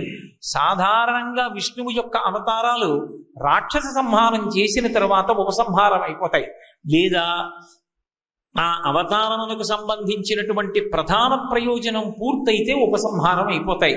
వామనమూర్తిగా వస్తే ఇంద్రుడికి రాజ్య ప్రదానం చేసి ఉపసంహారం చేసేసాడు. కానీ మత్స్యమూర్తి ఒక ప్రత్యేక ప్రయోజనం పూర్తయిపోతే ఉపసంహారం చేసేశారు. కూర్మావతారం హాలాహలం ఆ సాగర మథనంలో ఆ మందర పర్వతాన్ని వహించిన తరువాత ఆ ప్రయోజనం పూర్తయిపోతే ఉపసంహారం చేసేశారు. కానీ రామావతారంలో మాత్రం ఆయన ప్రతిజ్ఞ చేశాడు, నేను రావణ సంహారం అయిపోయిన తరువాత అవతార పరిసమాప్తి చెయ్యను. 10 వర్ష సహస్రాణి 10 వర్ష శతాని చ, నేను 11,000 సంవత్సరములు ఈ భూమి మీద ఉంటాను. ఈ భూమి మీద ఉండి ఈ భూమినంతటినీ పరిపాలన చేస్తాను. పరిపాలన చేసి ఒక మనుష్యుడు శాస్త్రాన్ని పట్టుకుంటే, వేదాన్ని పట్టుకుంటే, ధర్మాన్ని పట్టుకుంటే, ధార్మికమైన నడవడి కలిగి ఉంటే ఎంత గొప్పవాడు కాగలడో లోకమునకు నిరూపణం చెయ్యాలి. మనుష్యుని యొక్క గొప్పతనం ఏమిటో చెప్పాలి. అది రామావతారంలో ఉన్నటువంటి విశేషం. అందుకని నేను 11,000 సంవత్సరములు ఈ భూమండలం మీద ఉంటాను. రావణ సంహారం అయిపోయిన తరువాత ఉండి 11,000 సంవత్సరములు పరిపాలన చేస్తాను. అందుకు వస్తున్నాను రామచంద్రమూర్తిగానని ఆయన ఒక మాట అన్నారు. నేను ఈ దశరథ మహారాజు గారిని తండ్రిగా స్వీకరిస్తున్నాను. స్వీకరించి నన్ను నేను కృత్వాత్మానం చతుర్విధం, నన్ను నేను 4గా భాగం చేసుకుని నలుగురిగా వస్తాను. నలుగురిగా వచ్చినవాడు ఒక్క విష్ణువే. రామ లక్ష్మణ భరత శత్రుఘ్నులు అనేటటువంటి 4 అన్నదమ్ముల రూపంలో నేను తత పద్మపలాసాక్ష కృత్వాత్మానం చతుర్విధం పితరం రుచయామాస తథా దశరథం కృపన్. లోకంలో తండ్రిని వరించడం అన్న మాట ఉండదు. ఎందుచేత అంటే, ఎవరైనా ఒక మనుష్యుడు ఇంకొకరి కడుపున పుట్టాడు అంటే అతను గత జన్మలలో చేసుకున్నటువంటి పాపపుణ్యాల్ని అనుసరించి అటువంటి పుణ్యాత్ముడి కడుపున పుట్టడమా పుట్టకపోవడమా అన్నది నిర్ణయింపబడుతుంది తప్ప నేను వారిని తండ్రిగా వరిస్తానని చెప్పి రావడం ఉండదు. అంటే దశరథ మహారాజు గారిని తండ్రిగా వరించి రావడము అంటే అవతార స్వీకారం చేశారు విష్ణువు. ఎందుకు దశరథ మహారాజు గారిని తండ్రిగా వరించాలి అంటే, దశరథ మహారాజు పరమధర్మాత్ముడు. 60,000 సంవత్సరముల వయస్సు వచ్చి బిడ్డలు కలగకపోతే తన కులగురువు అయినటువంటి వశిష్ఠుడి కాళ్ళు పట్టుకున్నాడు. వేదాన్ని ప్రమాణంగా చేసుకుని యజ్ఞం చేసి పాపాన్ని పోగొట్టుకుని పుత్రకామేష్టి చేసి సంతానాన్ని పొందాలనుకున్నాడు తప్ప ఇంతకాలం సంతానం కలగలేదు, నేను భగవంతుణ్ణి ఆరాధించినా కూడానని వేదము యొక్క ప్రామాణ్యమును నిరసించినటువంటి వాడు కాడు. పరమ ధర్మబుద్ధి కలిగినటువంటి వాడు. అందుకే నేను దశరథ మహారాజు గారి కడుపున పుడతానని తత పద్మపలాసాక్ష కృత్వాత్మానం చతుర్విధం పితరం రోచయామాస తథా దశరథం నృపన్. ఇక్కడి వరకు విష్ణువు.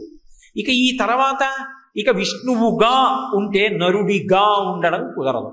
ఎందుకంటే నరుడు సర్వత్ర వ్యాపించినటువంటి భగవత్తత్వంగా లోకంలో నడిస్తే ఇక రామకథ నరకథగా ఉండేటటువంటి అవకాశం లేదు. అందుకే ఏ అవతారంలోనూ లేనంత మహాత్యాగాన్ని రామావతారంలో చేసి చూపించాడు. మిగిలినటువంటి అవతారాల్లో ఎప్పుడైనా ఎక్కడైనా ఆయన ఆవిర్భవించినా కూడా చతుర్భుజములతో శంఖచక్ర కథాపద్మములను పట్టుకుని పీతాంబరం కట్టుకుని కనబడ్డాడు. శ్రీకృష్ణ పరమాత్మగా ఆవిర్భవించినప్పుడు కూడా కటిక చీకట్లో కారాగారంలో జలధర దేహు నాజాను చతుర్బాహు సరసీరుహక్షు విశాలవక్షు జారుగదా శంఖ చక్ర పద్మ విలాసు కంఠ కౌస్తుభమణి కాంతిభాను కమనీయ కటిసూత్ర కంకణ కేయూర శ్రీవత్సలంచనంచిత విహారు వరుకుండల ప్రభాయుత కుంతలలాటు వైఢూర్య మణిగణ వరకిరీటు బాలు పూర్ణిందు రుచిజాలు భక్త లోకపాలు సుగుణాల బాలు కృపావిశాలు చూచి తిలకించి పులకించి చూజ్యమంది ఉబ్బి చెలరేగి వసుదేవుడు ఉత్సహించి అని శ్రీ మహావిష్ణువుగానే దర్శనమిచ్చారు. వామనమూర్తిగా ఆవిర్భవించినప్పుడు కూడా అలాగే దర్శనమిచ్చారు. కానీ రామావతారంలోకి వచ్చినప్పుడు మాత్రం నరుడైతే తప్ప రావణ సంహారం చెయ్యడం కుదరదని, నరుడిగా వస్తే తప్ప నరజన్మ యొక్క గొప్పతనాన్ని చెప్పడం కుదరదని, నరుడిగా రావాలి అంటే దశరథ మహారాజు గారికి ఒక రాత్రి కామము కలిగినప్పుడు ఆయన యొక్క తేజస్సు ఆయన యొక్క భార్యల్లోకి ప్రవేశిస్తే శుక్రశోణితములు ఏకమైతే ఒక బుడగగా మారి ఆ రోజులలో ఉన్నటువంటి లెక్క ప్రకారం 12 నెలల పాటు కటిక చీకటితో కూడినటువంటి తల్లి గర్భవాసం చేసి తల కిందకి పెట్టి కాళ్ళు పైకి పెట్టి తాను విసర్జించినటువంటి మలమూత్రములలోంచి పుట్టినటువంటి సూక్ష్మమైనటువంటి క్రిములు తమ శరీరాన్ని కొరికేస్తుంటే తాను అంత గర్భస్థ నరకాన్ని అనుభవించి, నరకమన్న మాట అనుభవించవలసిన అవసరం లేనటువంటి పరమాత్మ 12 నెలల పాటు కటిక చీకటిలో కౌసల్య సుమిత్ర కైకేయీల యొక్క గర్భవాసం చేశాడు. అందుకే మహర్షి శ్రీరామచంద్రమూర్తి యొక్క అవతారాన్ని చెప్తూ, ఆయన యొక్క జన్మ చెప్తూ, తతశ్చ ద్వాదశే మాసే చైత్రే నావమికే తిథౌ నక్షత్రేదితి దైవత్యే సోక్ష సంస్థేషు పంచషు గ్రహేషు కర్కటే లగ్నే వక్పతాం విందునా సహ ప్రోద్యమానే జగన్నాథం సర్వలోక నమస్కృతం అంటారు. సర్వలోకముల చేత నమస్కరింపబడవలసినటువంటి జగన్నాథుడైనటువంటి ఆ శ్రీ మహావిష్ణువు, ఆ పరమాత్మ కౌసల్యా గర్భము నుండి 12 నెలల తర్వాత బయటికి వచ్చాడు. వచ్చినప్పుడు పునర్వసు నక్షత్రంలో 5 గ్రహాలు ఉచ్ఛస్థితిలో ఉండగా కర్కాటక లగ్నంలో నవమి తిథి నాడు మిట్ట మధ్యాహ్నం వేళ ఆవిర్భవించాడు చైత్రమాస శుక్లపక్షంలో. అందుకే రామచంద్ర ప్రభువు సూర్యవంశమునందు ఇక్ష్వాకు వంశంలో జన్మించాడు. అటువంటి రామచంద్రమూర్తి అలా గర్భవాసం చేస్తే తప్ప లక్ష్మణ భరత శత్రుఘ్నులుగానైనా సరే నరుడిగా రావడం కుదరలేదు. అందుకే గోపరాజు గారు దాశరథీశతకం చేస్తే 100 మాటలు కడుపార పిలుచుకున్నాడు. కరుణాపయోనిధి అన్నాడు. కరుణాపయోనిధి అంటే పయోనిధి అంటే సముద్రం. సముద్రం యొక్క లోతు ఎలా తెలియదో రామా నీ యొక్క కరుణ యొక్క లోతు తెలియదు. మనుష్యులం మేమింత బాధపడుతుంటే రావణ సంహారం చెయ్యడమే కాకుండా మనుష్యుడిగా పుట్టడానికి అమ్మ కడుపులో 12 నెలలు కటిక చీకటిలో పడుకుని గర్భస్థ నరకం అనుభవించవలసినటువంటి అవసరం లేనటువంటి వాడివి మా కోసమని గర్భస్థ నరకాన్ని అనుభవించి ప్రాకృతమైనటువంటి ఒక శిశువుగా దశరథ మహారాజు గారి కొడుకుగా పుట్టి ఆ తండ్రికి కొడుకువి అని దశరథుని యొక్క కొడకా అని పిలిస్తే మురిసిపోయేటటువంటి లక్షణం ఉన్నవాడా? పరబ్రహ్మానికి ఎక్కడైనా ఫలానా వారి కొడుకా అని పిలవవలసిన అవసరం ఉంటుందా? ఉండదు. ఫలానా వారి కొడుకా అని పిలిస్తే మురిసిపోయిన వాడు భద్రాద్రి రామచంద్రుడు అని గోపరాజు గారు 1కి 100 మాటలు నిర్ధారణ చేశారంటే భద్రాచలంలో ఉన్నవాడు దశరథ మహారాజు గారి కొడుకైన రాముడే తప్ప 4 చేతులున్నాయి కాబట్టి రామనారాయణుడని గోపరాజు గారు ఎక్కడా చెప్పలేదు. ఉన్నది రాముడే, దశరథ మహారాజు గారి కొడుకే. ఆ రాముడే భద్రాచలం మీద వెలిసి ఉన్నాడని శంకర భగవత్పాదులంతటి వారు ఆ భద్రాచలంలో ఉన్నటువంటి స్వామిని చూస్తే వామాంక స్థిత జానకీ పదిలి సత్కోదండ దండంకరే చక్రం చోద్భకరేణ బాహుయుగళే శంఖం శరం దక్షిణే బిభ్రాణం జలజాత పత్రనయనం భద్రాద్రి మూర్ధిని స్థితం కేయూరాది విభూషితం రఘుపతిం సౌమిత్రియుక్తం భజే అన్నారు. రఘుపతిం, ఆయన రఘుపతి సాక్షాత్ రామచంద్ర ప్రభు. ఆ భద్రాద్రి చేసినటువంటి తపస్సు యొక్క శక్తి అంతటివాడు కూడా రాముడిగా రావడంలో ఆ ఆయుధాల్ని అపసవ్యంగా పట్టుకున్నాడు.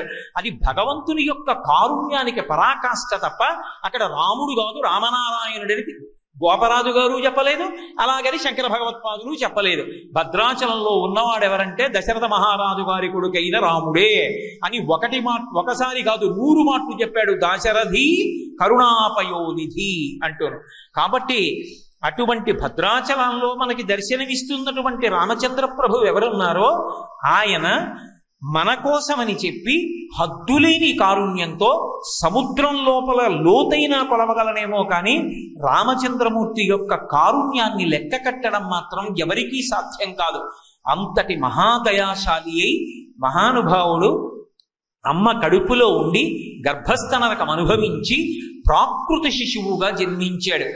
ధర్మాన్ని ఈ లోకానికి చూపించడం రామావతారము యొక్క ప్రధానమైనటువంటి ప్రయోజనం. రావణ సంహారం నిజానికి ధర్మము ముందు మడిసిపోయింది. ఎందుకంటే ఆ మాట మనం చెప్పడం కాదు, ఎప్పుడో చెప్పేశాడు. అరణ్యకాండలో మారీచుడు రావణాసురుడితో మాట్లాడుతూ అంటాడు, ఒరే నేను చెప్పిన మాట నీకెక్కదు. ఎందుకని అంటే సులభాః పురుషారాజన్ సతతం ప్రియవాదినః అప్రియస్య తు పథ్యస్య వక్తా శ్రోతా చ దుర్లభః. యువతలవాడు సంతోషించడానికి అస్తమానమైందానికి కాందానికి పొగిడి మాట్లాడేవాళ్ళు కనపడతారు. కానీ నువ్వు ఒక తప్పు చేస్తున్నప్పుడు అది తప్పు అని చెప్పేటటువంటి వాడు లోకంలో ఎక్కడో ఒక్కడే ఉంటాడు. ఆ ఒక్కడు నీ అభ్యున్నతి కోసం మాట్లాడుతున్నాడు. ఆ నీ అభ్యున్నతి కోసం మాట్లాడిన వాడి మనసులో ఉన్నటువంటి ప్రేమని అర్థం చేసుకుని దాన్ని విని జీవితాన్ని మార్చుకోగలిగిన వాడు కూడా అందరూ ఉండడు. తన అభ్యున్నతి కొరకు కఠినంగా మాట్లాడితే వాడు నాతో ఇంత కఠినంగా మాట్లాడటం ఏమిటని ఎదురు తిరిగేవాడే తప్ప నా కోసమే కదా ఆ మంచి మాట అయినా కఠినంగా చెప్పాడని విని మార్చుకునేవాడు ఉండడరా. రావణ, నీతో ఒక మాట చెప్తున్నాను, జాగ్రత్తగా విను. కళత్రాణి చ సౌమ్యాని మిత్రవర్గం స్థైవచ యదీచ్ఛసి చిరం భోక్తం మాకృధా రామ విప్రియం అన్నాడు. నీకు కాంచన లంక ఉంది, కోట్ల మంది వానర సైన్యం ఉన్నారు, నీ దగ్గర లేని కాంతలు లేరు. దేవకాంతలు, పితృకాంతలు, యక్షకాంతలు, గంధర్వకాంతలు, కిన్నెరకాంతలు, కింపురుషకాంతలు, ఇంతమంది కాంతలు ఉన్నారు. ఇంతమంది కాంతలతో క్రీడించి సుఖం అనుభవిస్తున్నావు. నువ్వు అనుభవించని భోగం లేదు. నీ అన్న కుబేరుణ్ణి కొట్టి పుష్పక విమానం తీసుకొచ్చావు, అందులో విహారం చేస్తుంటావు. విశ్రవసో బ్రహ్మ యొక్క కుమారుడివి, వేదం చదువుకున్నవాడివి.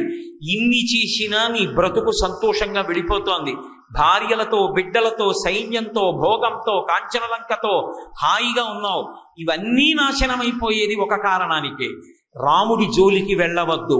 మాకృధా రామ విప్రియం. రాముడికి ఇష్టము లేని పని ఒక్కటి చేశావా మామూలుగా మడిసిపోవు రావణ. కళత్రాణి చ సౌమ్యాని మిత్రవర్గం స్థైవస. నీ యొక్క పుత్ర మిత్ర కళత్రాదులతో, రాజ్యంతో, ససైన్యంతో నశించిపోతావు. ఎందుకు నశించిపోతావో తెలుసా? ఒక్కటే కారణం, రాముడి యొక్క పరాక్రమం అని అనుకోకు. రామో విగ్రహవాం ధర్మ సాధు సత్యపరాక్రమ.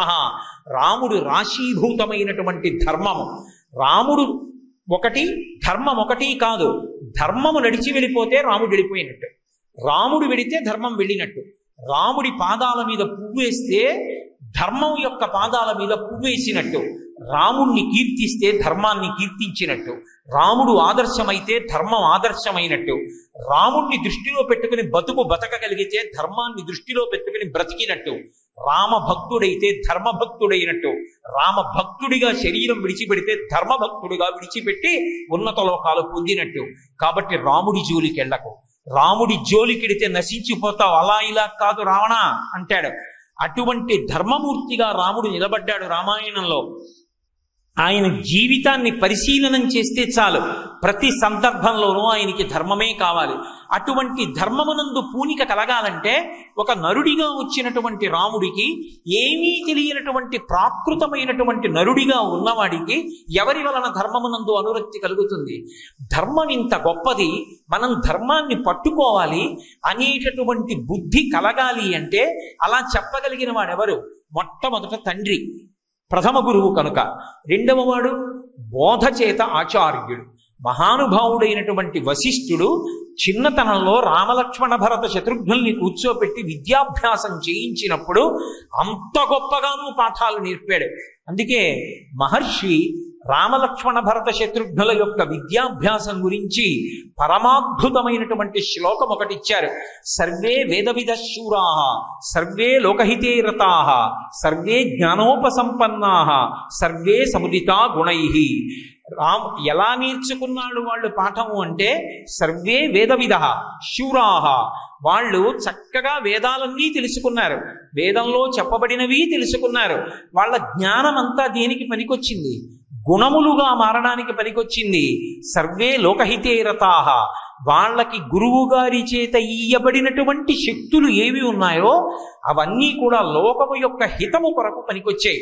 అంటే కేవలం చదువు చెప్పడం కాదు, కేవలం అవతలవాడిలోకి శక్తిని ప్రవేశపెట్టడం కాదు, ప్రవేశపెట్టేటప్పుడు అది ఎందుకు ఉపయోగపడాలో, ఎవరి దగ్గర తల వంచాలో, ఎవరికి తాను వశవర్తి అయి ఉండాలో మహానుభావుడైన వశిష్ఠుడు నేర్పాడు. మీరు ఒకటి బాగా జ్ఞాపకం ఉంచుకోవలసి ఉంటుంది, మనిషి అంత శక్తివంతుడు లోకంలో ఇంకొకడు ఉండడు. అటువంటి మనుష్యుడు 10 మందికి ఉపయోగపడాలంటే తనకు తానుగా వశపడిపోవాలి. తనని ఎవరు వశం చేసుకోలేరు, కానీ తనకి తానే వశపడిపోవాలి. ఎవరికి వశపడాలి? భార్య భర్తకి వశపడాలి, కొడుకు తండ్రికి వశపడాలి, గురువు దగ్గర వశపడాలి, పెద్దలైనటువంటి వారికి వశపడాలి. వశపడడం అంటే వారు చెప్పిన మాటలు సలహాలు కావు, వారు చెప్పిన మాటలు శాసనములు.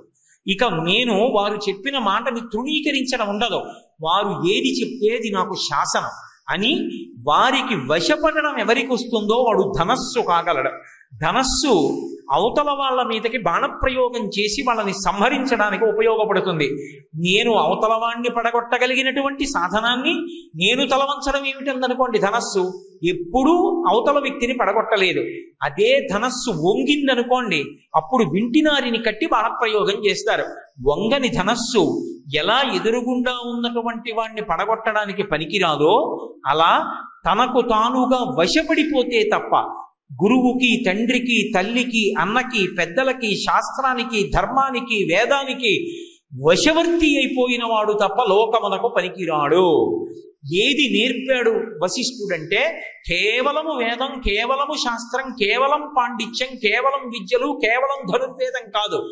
దానితో పాటుగా ఏది నేర్పాడంటే ఎవరి పేరెత్తితే, ఎవరు కనపడితే, ఎవరి దగ్గరికిడితే, ఎవరు పిలిస్తే ఇలా తల ఎత్తి కూడా వెళ్ళకూడదో, ఇలా తల దించి నమస్కారం చేసి వెళ్ళాలో, ఎవరి దగ్గర తాను మాట్లాడకూడదో, ఎవరు మాట్లాడుతుంటే తాను కేవలం వినవలసి ఉంటుందో, ఎవరి మాటలు ఎప్పుడూ బుద్ధి ఎందు స్మరించాలో, ఒక పని చేసే ముందు ఫలానా వారి శిష్యుణ్ణి అన్న గౌరవం నాకు నిలబడుతుందా, ఇది చేస్తే గురువు గారి మర్యాద పోతుందని ఆలోచించాలో, అలా ఆ విద్యల్ని వాడుకోవడం నేర్పాడు. అందువల్ల రాముడంత గొప్పవాడయ్యాడు. అంటే ఒక నరుడి యందు ధర్మమునందు అనురక్తి కల్పించిన వాడు ఎవరంటే రామాయణంలో గురువు. రామాయణంలో వశిష్ఠుడికి, విశ్వామిత్రుడికి, గౌతముడికి, శరభంగుడికి, శతానందుడికి అంతంత పెద్ద పీటలు వెయ్యబడ్డాయి. అంటే ఒక గురువు ఎంత గొప్పవాడో, గురువు ఎంత గొప్పగా చెక్కగలడో మనుష్యుణ్ణి నిరూపించి చూపించారు. మీరు శ్రీరామాయణాన్ని జాగ్రత్తగా పరిశీలనం చేస్తే అసలు రామచంద్రమూర్తి నరుడిగా అంత గొప్పవాడు కావడానికి కారణం, ప్రధానమైనటువంటి వాడెవరు అంటే వశిష్ఠుడు, విశ్వామిత్రుడు, వీళ్ళిద్దరు. అందులో ప్రత్యేకించి విశ్వామిత్ర మహర్షి మాటలుంటాయి, అద్భుతం అంతే. అసలు మహానుభావుడు గంగావతరణం చెప్తాడు. ఒక్క గంగావతరణం చెప్పి రాముల్లో ఎన్ని ఆలోచనలు రేకెత్తిస్తాడో, గౌతమ మహర్షి జీవితం చెప్తాడు, ఎన్ని ఆలోచనలు రేకెత్తిస్తాడో, కుశనాభుడి గురించి చెప్తాడు, ఎన్ని ఆలోచనలు రేకెత్తిస్తాడో. ఓ పెళ్ళంటే ఇది, ఎందుకు పెళ్లి చేసుకోవాలి, భార్య అంటే అలా ఉంటుంది, భార్యని అలా ప్రేమతో చూడాలి, అన్నదమ్ములంటే ఇలా ప్రవర్తించాలి, గురువు అంటే ఇలా ఉండాలి, తండ్రి అంటే ఇలా ఉండాలి, తల్లి అంటే ఇలా ఉండాలి, రాజు అంటే అలా ఉండాలి. లోకంలో కథల సమాహారంగా మాట్లాడుతూ రామచంద్రమూర్తి అనబడేటటువంటి ఒక దివ్యమంగళ విగ్రహాన్ని చెక్కిన వాడెవరంటే విశ్వామిత్రుడు. ఎంత అద్భుతంగా మాట్లాడతాడో నిజంగా. ఆయన నోటి వెంట వచ్చినటువంటి ప్రతి మాట కూడా సుభాషితమే. అంత గొప్పగా గురువులు తీర్చిదిద్దారు. అందుకే ధర్మమునందు అనురక్తి గురువాక్యంగా కలిగింది రామచంద్రమూర్తి అందు. లేకపోతే రాముడికి ధర్మము పట్ల అంత ఆసక్తి కలగడానికి కారణం ఎవరన్న ప్రశ్న వస్తుంది. మీరు రామాయణాన్ని అందుకే విచారణ చేసి చూడండి. రాముడికి ధర్మం మీద అంతంత అనురక్తి కనపడడానికి, నిలబడడానికి, అది ఎప్పుడూ పతనం అవ్వకుండా ఉండడానికి, ఎప్పుడెప్పుడు ఎక్కడెక్కడ అవసరమో అక్కడక్కడ ఆ మాటతో ప్రజ్వలిస్తున్న వాళ్ళు కనపడతారు. వాళ్ళు రాముడితో మాట్లాడతారు. అంతే, రాముడు మరింత ధర్మంతో ఊంచుకుపోయి నిలబడిపోగలుగుతాడంతే, అంత సంతోషంగా. అది వశిష్ఠ విశ్వామిత్రులకు దక్కిందా గౌరవం, కౌసల్యామాతకి దక్కిందా గౌరవం, రాముణ్ణి ధర్మమూర్తిగా నిలబెట్టడంలో. అందుకే అటువంటి రాముడికి అటువంటి విద్యాభ్యాసాన్ని గరపించాడు. ఆ రాముడు పెరిగి పెద్దవాడవుతున్నాడు. తండ్రి అంటే పరదైవం అంతే. ఎవరు చెప్పారు ఈ మాట? మళ్ళీ వేరే చెప్పక్కర్లేదు, వశిష్ఠుడి దగ్గర తెలుసుకున్నాడు. ఎందుకని? మనకి రుద్రాధ్యాయంలో అష్టమానువాకంలో పరమశివుడి గురించి చెప్తూ ఒక మాట చెప్తారు. నమః సోమాయ చ రుద్రాయ చ నమస్తామ్రాయ చ అరుణాయ చ నమః శంగాయ చ పశుపతయే చ నమః అగ్రే వధాయ చ దూరే వధాయ చ నమో హంత్రే చ హనీయసే చ అని అనువాకం చెప్తూ మయస్కరాయ చ అంటారు. ఈ లోకంలో సమస్త సుఖములను ఇవ్వడానికి పరమశివుడు తండ్రి రూపంలో ఉంటాడు. తండ్రికి ఎప్పుడూ మనసులో ఏ కోరిక ఉంటుందంటే కొడుకు సుఖపడాలి, కొడుకు సంతోషిస్తే చాలు తనకి సంతోషం. ఆ కొడుకు సంతోషం కోసం ఎంత కిందకైనా వస్తాడు తండ్రి. ఎందుకు వస్తాడంటే పరమశివుడే తండ్రి రూపంలో లోకంలో తిరుగుతూ ఉంటాడు. అందుకే తండ్రికి చేసిన నమస్కారం పరమశివుడికి చేసిన నమస్కారం, తండ్రికి చేసిన ప్రదక్షిణం పరమశివుడికి చేసిన ప్రదక్షిణం. తండ్రి శివ సమానుడు. అటువంటి తండ్రి మాట ఎప్పుడూ జవదాటకూడదు. ఎక్కడ నేర్చుకున్నాడు రాముడు? వశిష్ఠుడి దగ్గర నేర్చుకున్నాడు. అందుకని సర్వే వేద విధ శూరాః సర్వే లోకహితే రతాః సర్వే జ్ఞానోపసంపన్నాః సర్వే సముదితా గుణైః. అందుకే అంతటి పితృవాక్య పరిపాలకుడు అయ్యాడు, అంతటి ధర్మనిష్ట కలిగినటువంటి వాడు అయ్యాడు మహానుభావుడు. అటువంటి రాముడు పెరిగి పెద్దవాడయ్యాడు. ఆయనతో లక్ష్మణ భరత శత్రుఘ్నులు కూడా పెరిగి పెద్దవాళ్ళు అయ్యారు. యుక్త వయస్సులోకి వస్తున్నారు. ఇప్పుడు దశరథ మహారాజు గారికి ఒక కొత్త బెంగ పట్టుకుంది. ఏమిటి ఆ బెంగ అంటే, ఇప్పుడు ఈ నలుగురు పిల్లలు పెరిగి పెద్దవాళ్ళు అవుతున్నారు. వీళ్ళ జీవితాలు శాంతిమయంగా సుఖమయంగా ఉండాలి అంటే ఇప్పటిదాకా నా కొడుకులు వీరికి ఏది యోగ్యమైనదో, ఏది వీళ్ళకి ఎప్పుడు అందాలో అది అందేటట్టుగా నేను చూశాను. కానీ ఇక రాబో కాలంలో వీళ్ళకి ధర్మమునందు అనురక్తి కానీ, వీళ్ళ జీవితాలు శాంతిమయంగా ఉండడం కానీ, వీళ్ళు లోకోపకారులై ఉండడం కానీ, వీళ్ళ పక్కన వచ్చి భార్యాస్థానంలో కూర్చునేటటువంటి వాళ్ళ మీద ఆధారపడుతుంది. అందుకే వీళ్ళకి సరి అయినటువంటి భార్యలు లభించాలి. తండ్రి ఆర్తి అలా ఉంటుంది. కొడుక్కి ఏ వయసులో ఎప్పుడు ఏది కావాలో తండ్రి ఆలోచన చేస్తూ ఉంటాడు. అందుకే ఆ మాట ఆలోచించి ఆ కూర్చున్నటువంటి మంత్రులందరితో ఆ రోజున ఒక మాట అన్నాడు. తస్య చింతయమానస్య మంత్రి మధ్యే మహాత్మనః అభ్యాగచ్చన్ మహాతేజ విశ్వామిత్రో మహాముని అన్నారు మహర్షి. కూర్చుని, నా కుమారులకు యోగ్యమైనటువంటి పిల్లలు, నాకు కోడళ్ళు కాదగిన వారు ఎక్కడున్నారో మీరు పరిశీలించి చెప్పండి అంటున్నాడు. ఆ మాట మాట్లాడుతున్నాడు. అభ్యాగచ్చన్ మహాతేజ విశ్వామిత్రో మహాముని. ఒక్కసారి విశ్వామిత్రుడు సభలోకి వచ్చాడు. బ్రహ్మర్షి, అంతకుముందు కోపధారి, అందరినీ శపించేవాడు. భయపడిపోయి దశరథ మహారాజు గారు వెళ్ళి అర్ఘ్యపాద్యాదులు ఇచ్చి అడిగినా అడగకపోయినా ఒకటికి 10 మాటలు అన్నాడు. మీకేం కావాలి చెప్పండి చేసేస్తాను, ఏం కావాలి చెప్పండి చేసేస్తాను. విశ్వామిత్రుడు ఒక్క మాట మాట్లాడలేదు. అనవసరంగా దశరథ మహారాజు గారే మాట్లాడేశాడు భయంతో. ఏమంటాడో అని అన్నీ విని ఆయన అన్నాడు, నేను యజ్ఞం చేస్తున్నాను. అక్కడ మారీచ సుబాహులు అనేటటువంటి రాక్షసులు వచ్చి యజ్ఞధ్వంసం చేస్తున్నారు. వాళ్ళు సామాన్యులు కారు, అపారమైనటువంటి బలపరాక్రమం కలిగిన వాళ్ళు. వాళ్ళని సంహరించడానికి, యజ్ఞాన్ని రక్షించడానికి నీ పెద్ద కుమారుడైన రాముణ్ణి పంపన్నాడు. ఆ మాట విన్నాడంతే స్పృహ తప్పిపోయాడు. కొడుకుని విడిచిపెట్టలేడు. విపరీతమైనటువంటి ప్రేమ. దశరథ మహారాజు గారిని తక్కువ చేసి మాట్లాడకూడదు. కొన్ని వేల సంవత్సరములు పిల్లలు లేనివాడు. మనకే మన కొడుకంటే అంత ప్రీతి ఉంటుందే. లేక లేక లేక లేక అశ్వమేధయాగం చేసి పుత్రకామిష్టి చేస్తే పుట్టినటువంటి సుగుణాభిరాముడు అందులో వెడుతున్నది యజ్ఞ సంరక్షణకి. అంత పెద్ద పెద్ద రాక్షసులతో పోరాటం చేయడానికి ఇంత చిన్న పిల్లవాడు ఏం చేస్తాడు? అందుకే పాపం ఏడిచాడు. ఊనషోడశ వర్షో మే రామో రాజీవలోచన నయుద్ధ యోగ్యతామస్య పశ్యామి సహ రాక్షసైః. 16 ఏళ్లు కూడా లేవు, నా కొడుకు యుద్ధం ఏం చేస్తాడు? వద్దు వద్దు వద్దు వద్దని ఏడిచాడు. అన్నీ విని విశ్వామిత్రుడికి ఆగ్రహం వచ్చింది. అడగకుండానే వచ్చి వెంటపడ్డావు, నువ్వేం కావాలంటే అది ఇస్తానన్నాను. కానీ ఇప్పుడు నిజంగా ఇమ్మంటే ఇవ్వలేనంటున్నావు. ఇప్పుడు బ్రహ్మర్షి, అందుకే ఆయన శపించలేదు.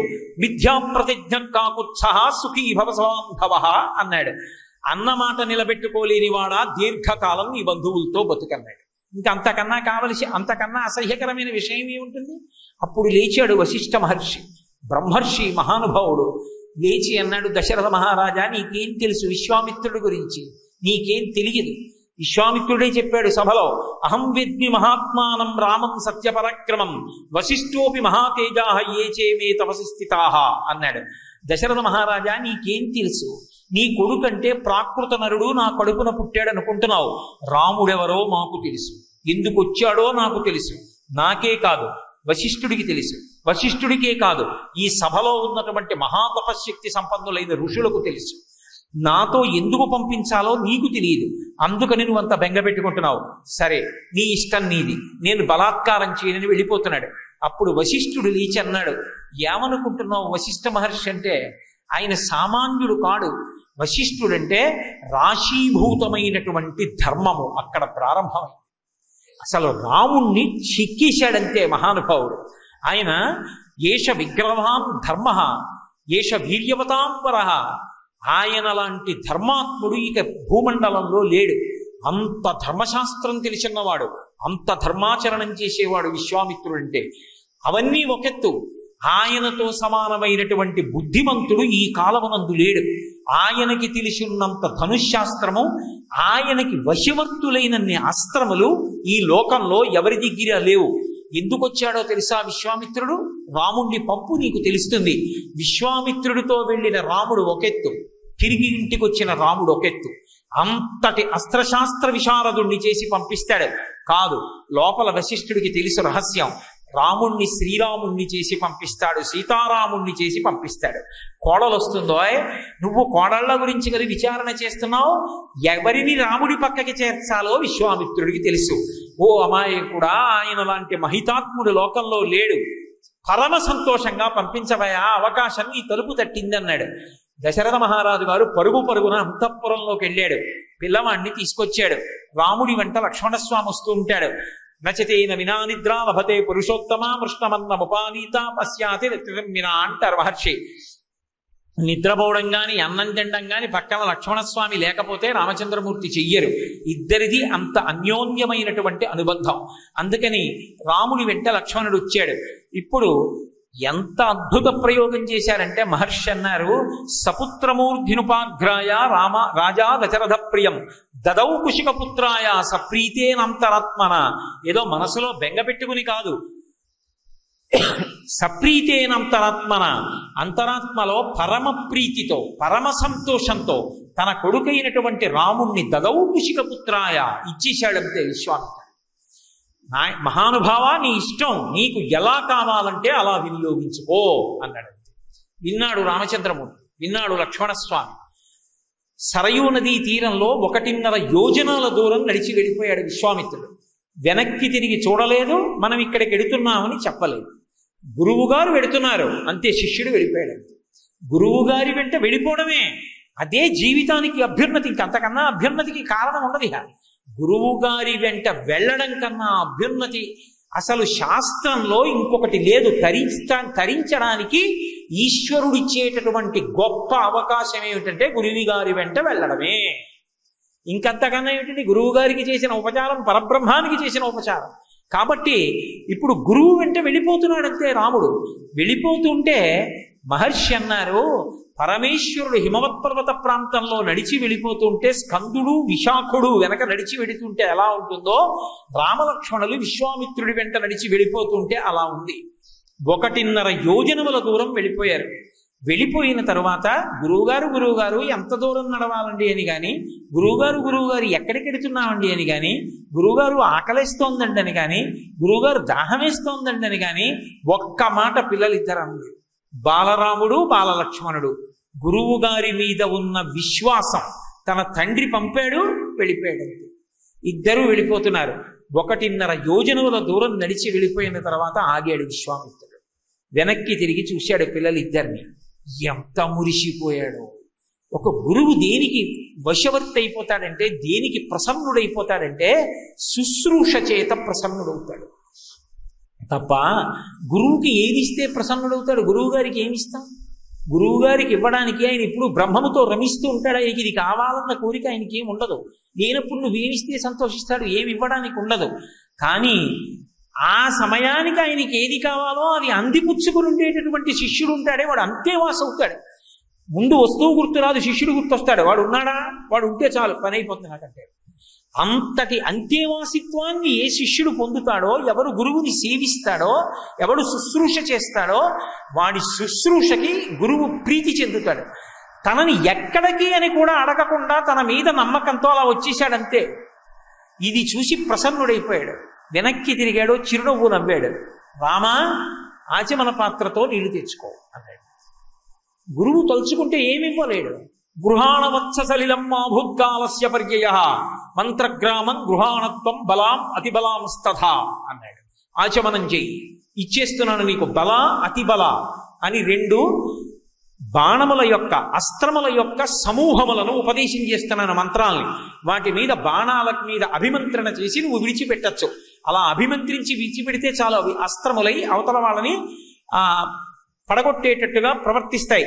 కాబట్టి అటువంటి మంత్ర గ్రామాలంటే మంత్ర సమూహములను నీకు ఉపదేశం చేస్తున్నాను, కూర్చో అన్నాడు. అని నశ్రమో నజ్వరో వాతేన రూపస్య విపర్యయ నచ సుప్తం ప్రమత్తం వా దర్శయిష్యంతి నైరుతాః. అంటే రాముణ్ణి ఎంత బలవంతుడిగా మార్చేస్తున్నాడో చూడండి గురువు గారి అనుగ్రహం. ఇది వశిష్ఠ మహర్షి చెప్పింది. అందుకే విశ్వామిత్రుడితో కలిసి రామలక్ష్మణులు అంతఃపుర ద్వారం దాటారంటే పుష్పవృష్టి కురిసింది, దేవదుందుబులు మోగే, ఆకాశంలో దేవతలు నృత్యం చేశారు.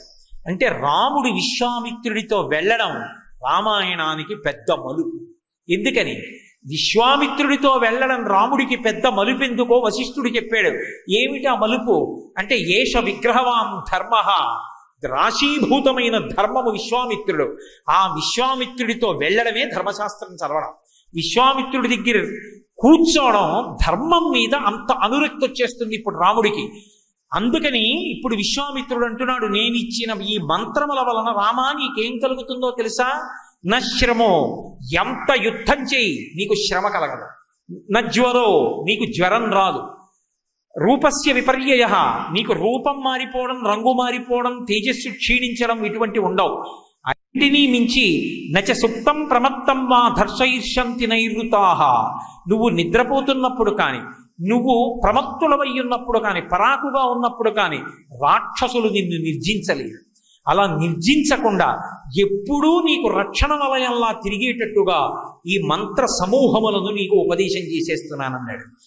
ఎన్ని అస్త్రములను ప్రదానం చేసేసాడు మహానుభావుడు. 1, 2 కాదు, అసలు వాటి పేర్లు జరుగుతుంటే చాలు అంత మురిపెంగా ఉంటుంది. అన్ని అస్త్రాలన్నింటినీ ఉపదేశం చేసేశాడు.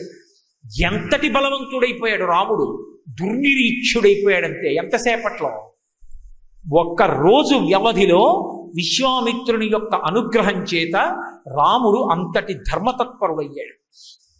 కేవలం ఏదో మంత్రాలు ఇవ్వడం ఒక్కటే కాదు, సరయూ నదీ తీరంలో పడుకుని నిద్రపోతున్నాడు.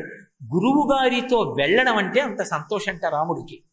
ఎక్కడ పడుకున్నాడే? అంతఃపురంలో కాదు, ఏదో అన్ని రకాలైనటువంటి అక్కడ సౌకర్యాలు ఉన్నటువంటి ప్రదేశం కాదు. సరయూ నదీ తీరంలో ఇసుక మీద విశ్వామిత్రుడు ఓ చోట పడుకున్నాడు, రామలక్ష్మణులు ఇద్దరూ పడుకున్నారు. తెల్లవారుతోంది, సూర్యోదయం అయిపోతుంది. ఇంకా విశ్వామిత్రుడు లేచాడు, స్నానం చేశాడు. మహాస్వామి గారు తెల్లవారుదామున 3 గంటలకి అనుష్ఠానం పూర్తి చేసుకుని నడిచిరిపోయినట్టు గబగబా లేచాడు, స్నానం చేసేశాడు, అనుష్ఠానం అంతా చేసేసుకున్నాడు. రాముడి దగ్గరికి వచ్చాడు. ఎంత గొప్పగా పిలుస్తాడో! కౌసల్యా సుప్రజారామ పూర్వా సంధ్యా ప్రవర్తతే ఉత్తిష్ఠ నరసార్తూల కర్తవ్యం దైవమాన్హికం అంటాడు. రామ, ఓ కౌసల్య యొక్క ముద్దుల కుమారుడా, ఎందుకని అంతఃపురంలో ఎప్పుడూ అమ్మ పక్కన పడుకుని అమ్మ నిద్రలేపితే లేచేటటువంటి స్వభావం ఉన్నవాడా? ఎప్పుడూ ఈ నిద్రలేపేటటువంటి అదృష్టాన్ని ఇప్పటి వరకు కౌసల్యామాత పొందింది. ఇవాళ నాకు పట్టింది ఆ భాగ్యం. పరబ్రహ్మము నరుడిగా నడుస్తుంటే అందరూ సుప్రభాతం పాడతారు, నేను లేపుతున్నాను నిజంగా సుప్రభాతం పలికి, ఇది నా భాగ్యం అనుకున్నాడు. కానీ తాను గురువుగా ఉన్నాడు, రాముడు శిష్యుడిగా ఉన్నాడు. అందుకే కౌసల్యా సుప్రజారామ పూర్వాసంధ్యా ప్రవర్తతే. నిద్రపోతున్న వాడిని కారణం చెప్పకుండా నిద్ర లేపకూడదు. ఆ చెప్పేటటువంటి కారణం ఏ లౌకికమైన కారణమో అయి ఉండకూడదు. రామాయణము కేవలము ధర్మశాస్త్రము. అటువంటి రామాయణంలో రాముణ్ణి విశ్వామిత్రుడి నిద్ర లేపితే కారణం లేకుండా ఎలా లేపుతాడు? ఎందుచేత అంటే ఒక వ్యక్తి సుషుప్తిలో ఉన్నాడు అనుకోండి, ఆయన 3 అవస్థలను అధిగమించి 4వ అవస్థలో ఉన్నట్టు. అటువంటి 4వ అవస్థలో గాఢ సుషుప్తిలో ఉన్నవాడు సమాధిలో ఉన్నవాడితో సమానం. అటువంటి వాణ్ణి నిద్ర లేపాలంటే కేవలం భగవత్ సంబంధం చెప్తే తప్ప లేపకూడదు. అలా లేపితే లేనిపోని పాపం వస్తుంది. అందుకే దుర్వాసో మహర్షిని కారణం చెప్పి సంధ్యావందనానికి భార్య లేపినా సరే కోపం వచ్చి ఆయన నువ్వు కదలీ వృక్షం కావాలని చెప్పించాడు భార్యని, అరటి చెట్టు వైపు పుడతామని. కాబట్టి కారణం చెప్తున్నాడు. ఎంత ధర్మమో చూడండి. కౌసల్యాదు ప్రజారామ పూర్వాసంధ్యా ప్రవర్తతే ఉత్తిష్ట నరసాత్తూల కర్తవ్యం దైవమాన్వికం. ఇప్పుడు నీ కర్తవ్యం దైవాన్ని ఆరాధించాలి. కర్తవ్యం నువ్వు చెయ్యవలసిన పని, ఇది నీ చెప్పవలసిన మాట. నువ్వు చెయ్యకపోతే నేను బెంగపెట్టుకోను, మళ్ళీ చెప్తాను. ఎవడు చెయ్యవలసింది వాడు చెయ్యాలి. నువ్వు చెయ్యిపోతే నేను ఏడవను. నా కర్తవ్యంగా నేను చెప్తున్నాను, నీ కర్తవ్యంగా నువ్వు చెయ్యాలి. కాబట్టి కర్తవ్యం దైవమాన్వికం, కర్తవ్యత నిష్ఠ, అది శాంతికారకం. కాబట్టి ఈ మాట చెప్పాడు. అంతే. గురువు గారు చెప్పాక ఇంకా రాముడు లేచాడు, సంధ్యావందనం చేశాడు, ఇవన్నీ చెప్పాలా? అక్కర్లేదు, చేసేసాడు అంతే రాముడు. ఎంత నిజంగా ధర్మానికి రాశీభూతమైన వాడు విశ్వామిత్రుడు. ఆయన దగ్గర ధర్మమునంద అంత అనురక్తి పొందినటువంటి వాడు మహానుభావుడు రామచంద్రమూర్తి. ఇద్దరూ బయలుదేరి వెడుతున్నారు. తాటక కనబడింది. ఆ తాటక యొక్క జీవితం అంతా చెప్పి ఆమె ఎందుకు అటువంటి రాక్షసి అయిపోయిందో చెప్పి, ఈ తాటకి వలన అనేక మంది ఋషులు బాధపడుతున్నారు. ఎందరినో భక్షించేసింది. ఈ ప్రాంతంలో ఎవరు నివాసం ఉండకుండా చేసేస్తోంది. కాబట్టి బాణప్రయోగం చేసి తాటకా సంహారం చెయ్యి అన్నాడు. రాముడు వెంటనే బాణం తీయలేదని అనుమానం వచ్చిందో, లేకపోతే ఆడదాన్ని చంపడమా అని అనుమానపడుతున్నాడు, ధర్మం గురించి ఏమైనా కొంచెం ఆలోచనలో పడ్డాడా అనుకున్నాడు. విశ్వామిత్రుడు వెంటనే అన్నాడు, నృశంసం వా ప్రజారక్షణ కారణాత్ పాతకం వా సదోషం వా కర్తవ్యం రక్షతా సత రాజ్యభారనియుక్తానాం దేశధర్మ సనాతన. ఆయన వెంటనే కర్తవ్యం రక్షతా సత, ఎక్కడైనా కర్తవ్యం అన్న మాటే వాడతారు. కర్తవ్యం రక్షతా సత, సత్పురుషుడైనటువంటి రాజు 4 వర్ణములలో ఉన్నటువంటి ప్రజలను కాపాడడం కోసం ఎప్పుడూ కూడా నృశంసం వా, దాని వలన తనకి అపవాదు వచ్చిన, ఆ పని చేయడం వల్ల పాపం కలిగిన, తాను రాజ్యమును పరిపాలించవలసినటువంటి వాడు కాబట్టి ఎంత మాత్రము ఆలోచించకుండా ప్రజారక్షణ కొరకు ఇటువంటి రాక్షసులను సంహరించవలసినదే. రామా ఎందుకు చంపాలో తెలుసా? ఈమె ధర్మాన్ని తప్పింది. ధర్మము తప్పిన వాళ్ళని సంహరించడం నీ కర్తవ్యం. ఇదే వాలి సంహారం వరకు వెళ్ళిపోయింది. విశ్వామిత్రుడు నూరి పోషేశాడంతే ధర్మానురక్తిని. ధర్మం తప్పిన స్త్రీ ఉపేక్షించకు రామా, వేయి బాణం అన్నాడు. రాముడు అన్నాడు వెనక్కి తిరిగి, ఇది ధర్మం అంటే. ఎటువంటి గురువు దగ్గర తిరిగాడో అటువంటి ధర్మం. రాముడికి ఎంత ప్రీతో ఆయన అన్నాడు, పితుర్వచన నిర్దేశాత్ పితుర్వచన కారణాత్ వచనం కౌశికస్యేతి కర్తవ్యమని శంకయ గోబ్రాహ్మణ హితార్థాయ దేశస్యాస్య సుఖాయ చ తవ చైనా ప్రమేయస్య. నేను వేసేస్తాను బాణం, చంపేస్తాను ఈ తాటకని. ఎందుకు చంపుతానో తెలుసా? గోబ్రాహ్మణ హితార్థాయ దేశస్యాస్య సుఖాయ చ. గోవులు బ్రాహ్మణులు రక్షింపబడాలి. లోకమంతటికి ఉపద్రవం వచ్చినా గో ఒక్కటుంటే ఆ గోమయంతో భూమిని శుద్ధి చేసి ఆ గోమూత్రాన్ని గోమయాన్ని వాడి పంచగవ్యాల్ని వాడి అక్కడ యజ్ఞం చేసి మంత్రం తెలిసిన బ్రాహ్మణుడు ఉంటే దేవతలు ప్రీతి పొందేట్టుగా చేసి మిగిలిన వారి కష్టాన్ని పోగొట్టగలడు. మిగిలిన వారి కష్టాన్ని పోగొట్టగలిగిన గోబ్రాహ్మణుల్ని ఈ తాటక వధించేస్తోంది. కాబట్టి ఈ తాటక ఉండడానికి వీలు లేదు. ఒక పని చేసేటప్పుడు ఎంత ఆలోచన ఉంటుందో, ఆ ఆలోచన ఎంత శాస్త్రీయమైనదై ఉంటుందో, వేదంలో చెప్పబడిన ప్రమాణాన్ని ఎలా స్వీకరించి ఒక కార్యాన్ని చేస్తాడో, బుద్ధి ఎంత నిశ్చయాత్మకంగా ఉంటుందో. మీకు ఈ రాబోయే 2 రోజుల్లో నేను కొన్ని సందర్భాలు చూపిస్తాను. రాముడు ఒక పని ఇందుకు చెయ్యాలి అన్నా, ఇందుకు చెయ్యకూడదు అన్నా, నువ్వు తప్పు చేశావు అన్నా, నువ్వు తప్పు చెయ్యలేదన్నా, శాస్త్రాన్ని ప్రమాణం చేసుకుని నిశ్చయం చేసి చూపిస్తాడు.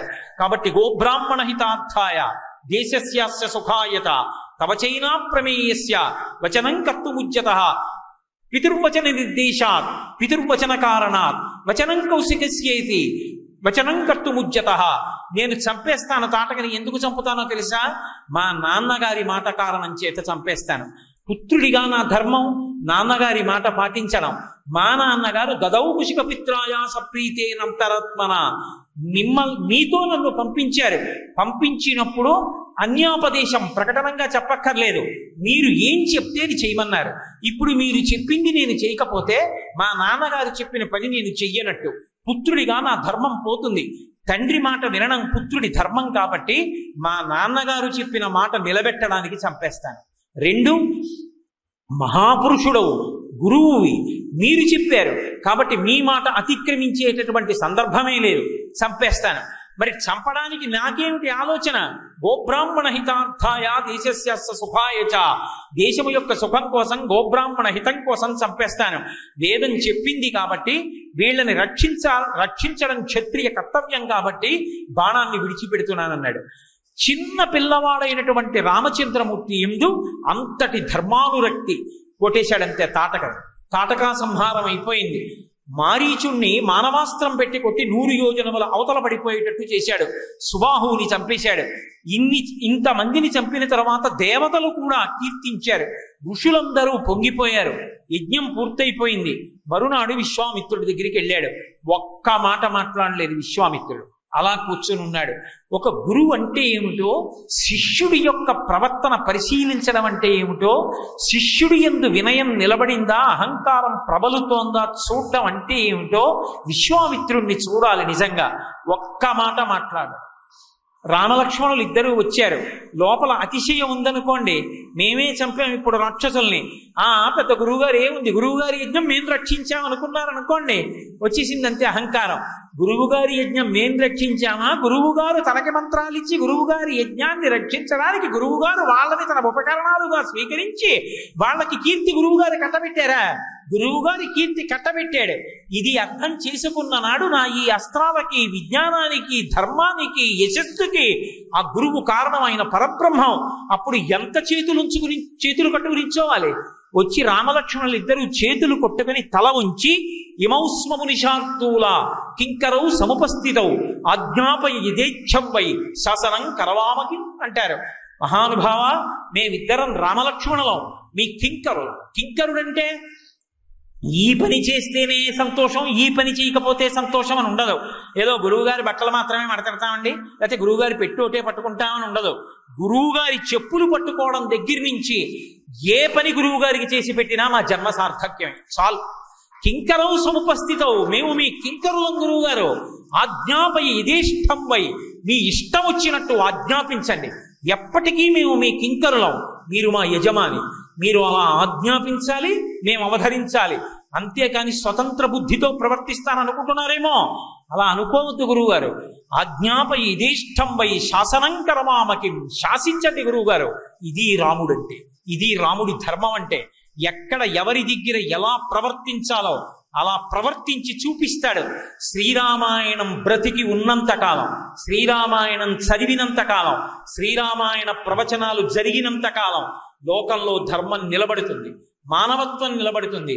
ఎప్పుడు రామాయణ ప్రవచనం ఆగిపోతుందో, ఎప్పుడు రామాయణం ఆదరింపబడదో, ఎప్పుడు రామాయణం చదవరో అప్పుడు మనుష్యత్వం చచ్చిపోతుంది. అందుకే రామాయణం జీవధార, ఆదికావ్యం. రామాయణం ఎప్పుడూ చదువుకుంటూనే ఉండాలి. రామచంద్రమూర్తి ధర్మమూర్తి. ఆయన జీవితాన్ని పరిశీలిస్తే రామాయణం ఎందుకు చదువుకోవాలో, ఆ ధర్మం ఎంత శక్తివంతమైనదో మనకు అర్థమవుతుంది. అటువంటి రాముడు ఎక్కడా ధర్మం తప్పడు.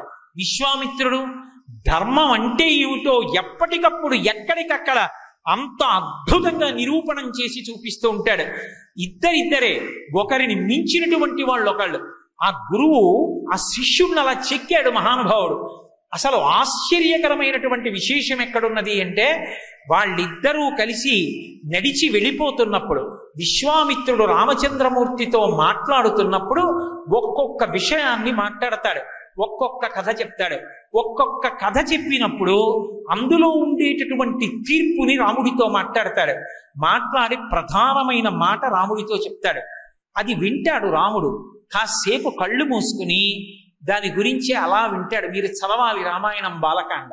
విశ్వామిత్రుడు అంటాడు, అప్పటికి రాముడికి లక్ష్మణుడికి ఒళ్ళు తెలియదు. విశ్వామిత్రుడు చుట్టూ కూర్చుంటారు. ఆయన అద్భుతంగా చెప్తాడు ఒక విశేషాన్ని. రాముడు చీకటి పడిపోయిందని కూడా గుర్తించకుండా వింటాడు. అంతసేపు విన్న తర్వాత రాముడు అంటాడు, విశ్వామిత్రుడు అంటాడు, నాయనా రామ, బాగా చీకటి పడిపోయింది. అరణ్యంలో క్రూర మృగాల యొక్క కూతలు వినపడుతున్నాయి. అదిగో పక్షులు ఎక్కడా అరవట్లేదు. తమ గోళ్లకు తాము చేరిపోయి ఎక్కడా ఏవీ సంచరిస్తున్నట్లు కనపట్టలేదు. ఉగ్రభూతములన్నీ మేల్కొన్నాయి. ఇది మనుష్యులు విశ్రాంతి తీసుకోవలసినటువంటి కాలం. ఇప్పటికే బాగా ఆలస్యమైంది. మళ్ళీ రేపు పొద్దున్న యథోచితమైనటువంటి కర్మ చేయుట కొరకు కాలమును అనుసరించి ప్రవర్తించాలి.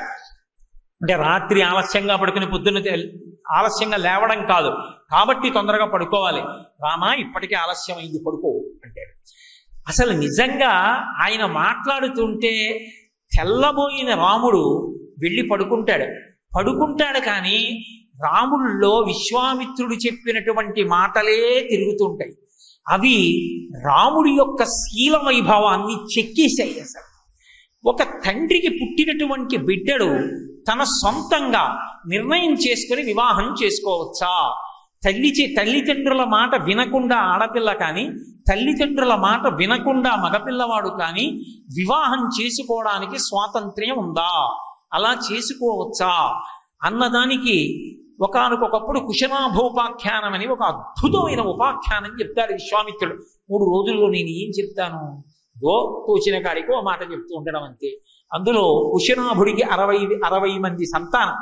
వాళ్ళు గొప్ప అందగత్తెలు. వాళ్ళు వేణువులు ఊదుతూ మృదంగాలు వాయిస్తూ నృత్యం చేస్తూ ప్రదోష వేళలో ఉద్యానవనంలో తిరుగుతున్నారు. వాయువు వాళ్ళ యొక్క అందచందాలు చూశాడు. మీరు మనుష్యకాంతలు, మీ అందచందాలు ఇలా ఉండవు.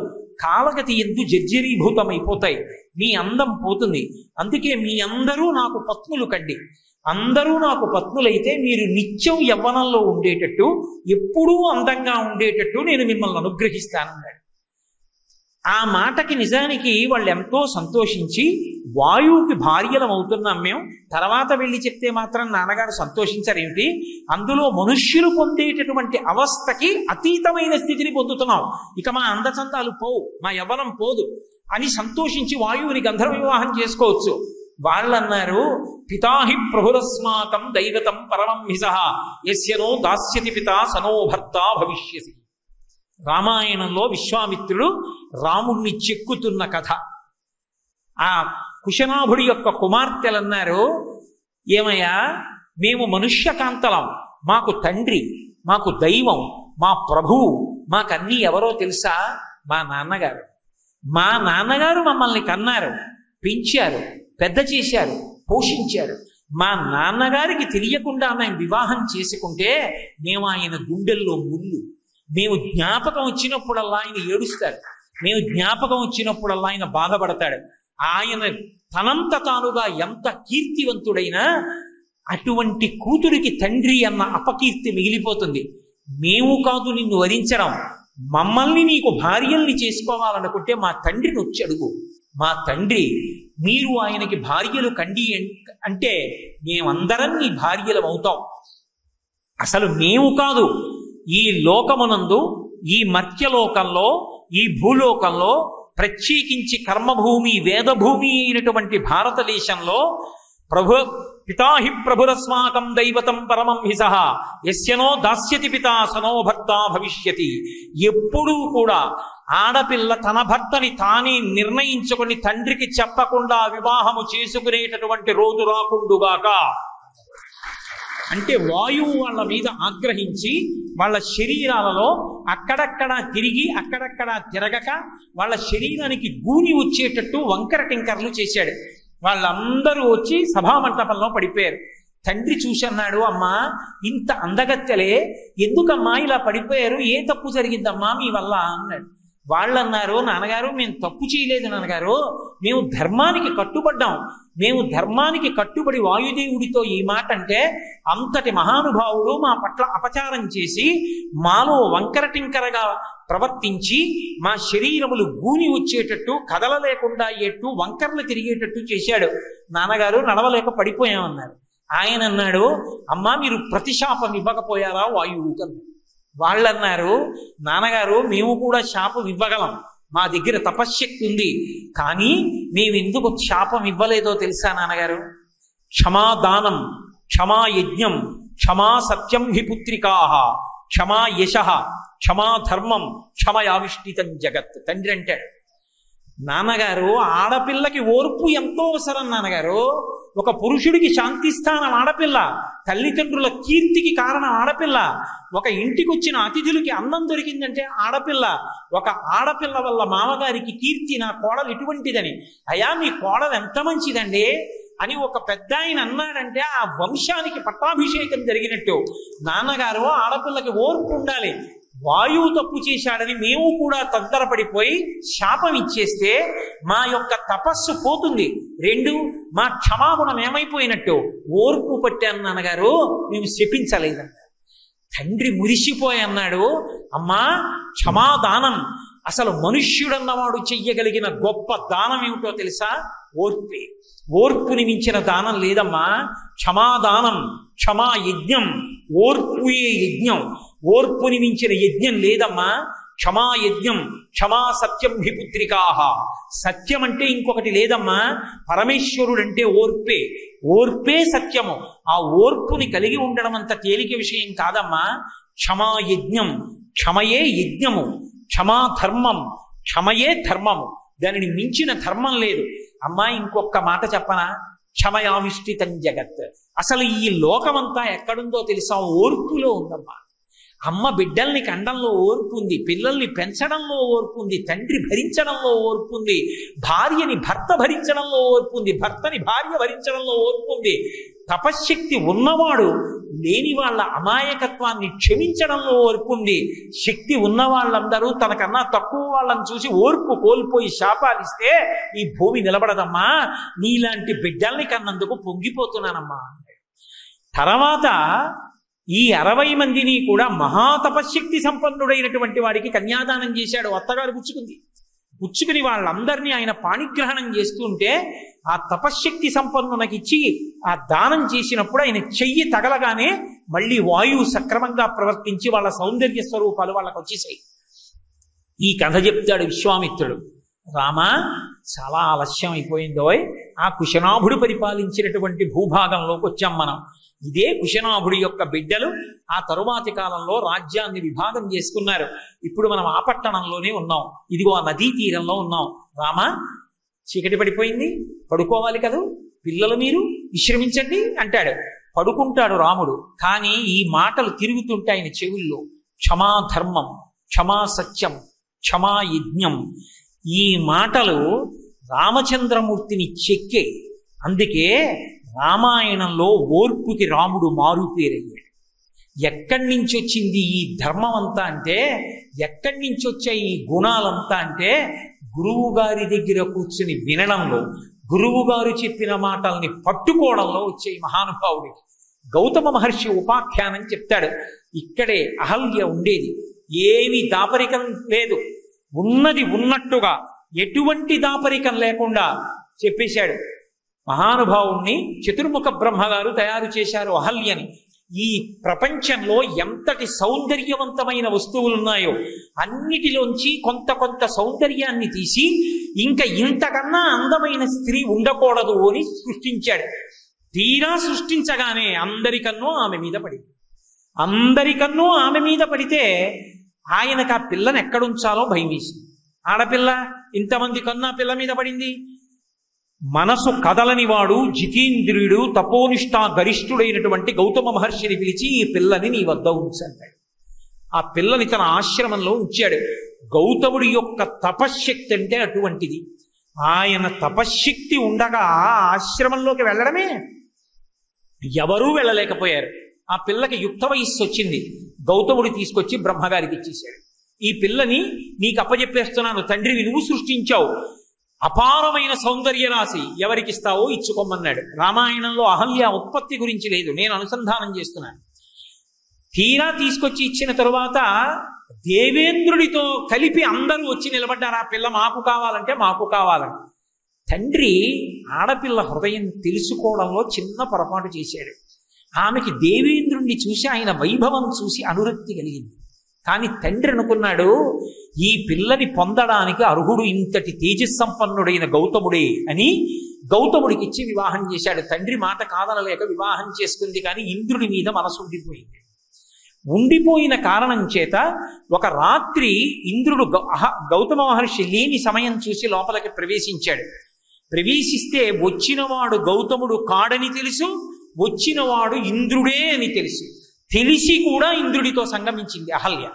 నేను చెప్పట్లేదు, రామాయణంలో బాలకాండలో మహర్షి స్పష్టంగా చెప్పారు. ఆయనే చెప్పారు. ఆమె సంగమ సుఖాన్ని అనుభవించింది. మళ్ళీ గౌతమ మహర్షి వెనక్కి వచ్చేస్తారు. తను కోడి రూపంలో కూశాడు. అవలేదు ఇంకా తెల్లవారుజాము వేళని వెనక్కి వస్తాడని భయపడి గబగబా వెళ్ళిపోతున్నాడు.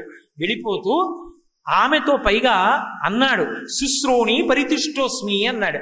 అందమైనటువంటి పిరుదులు కలదానా, నేను నీ వలన సుఖాన్ని అనుభవించానన్నాడు. ఆవిడంది, తొందరగా వెళ్ళిపో, నా భర్త వచ్చేసే సమయం అయిపోయిందండి. ఆయన వెళ్ళిపోతున్నాడు. గౌతముడు వచ్చాడు. స్నానం చేసి తడిబట్టలతో తిరిగి వచ్చాడు.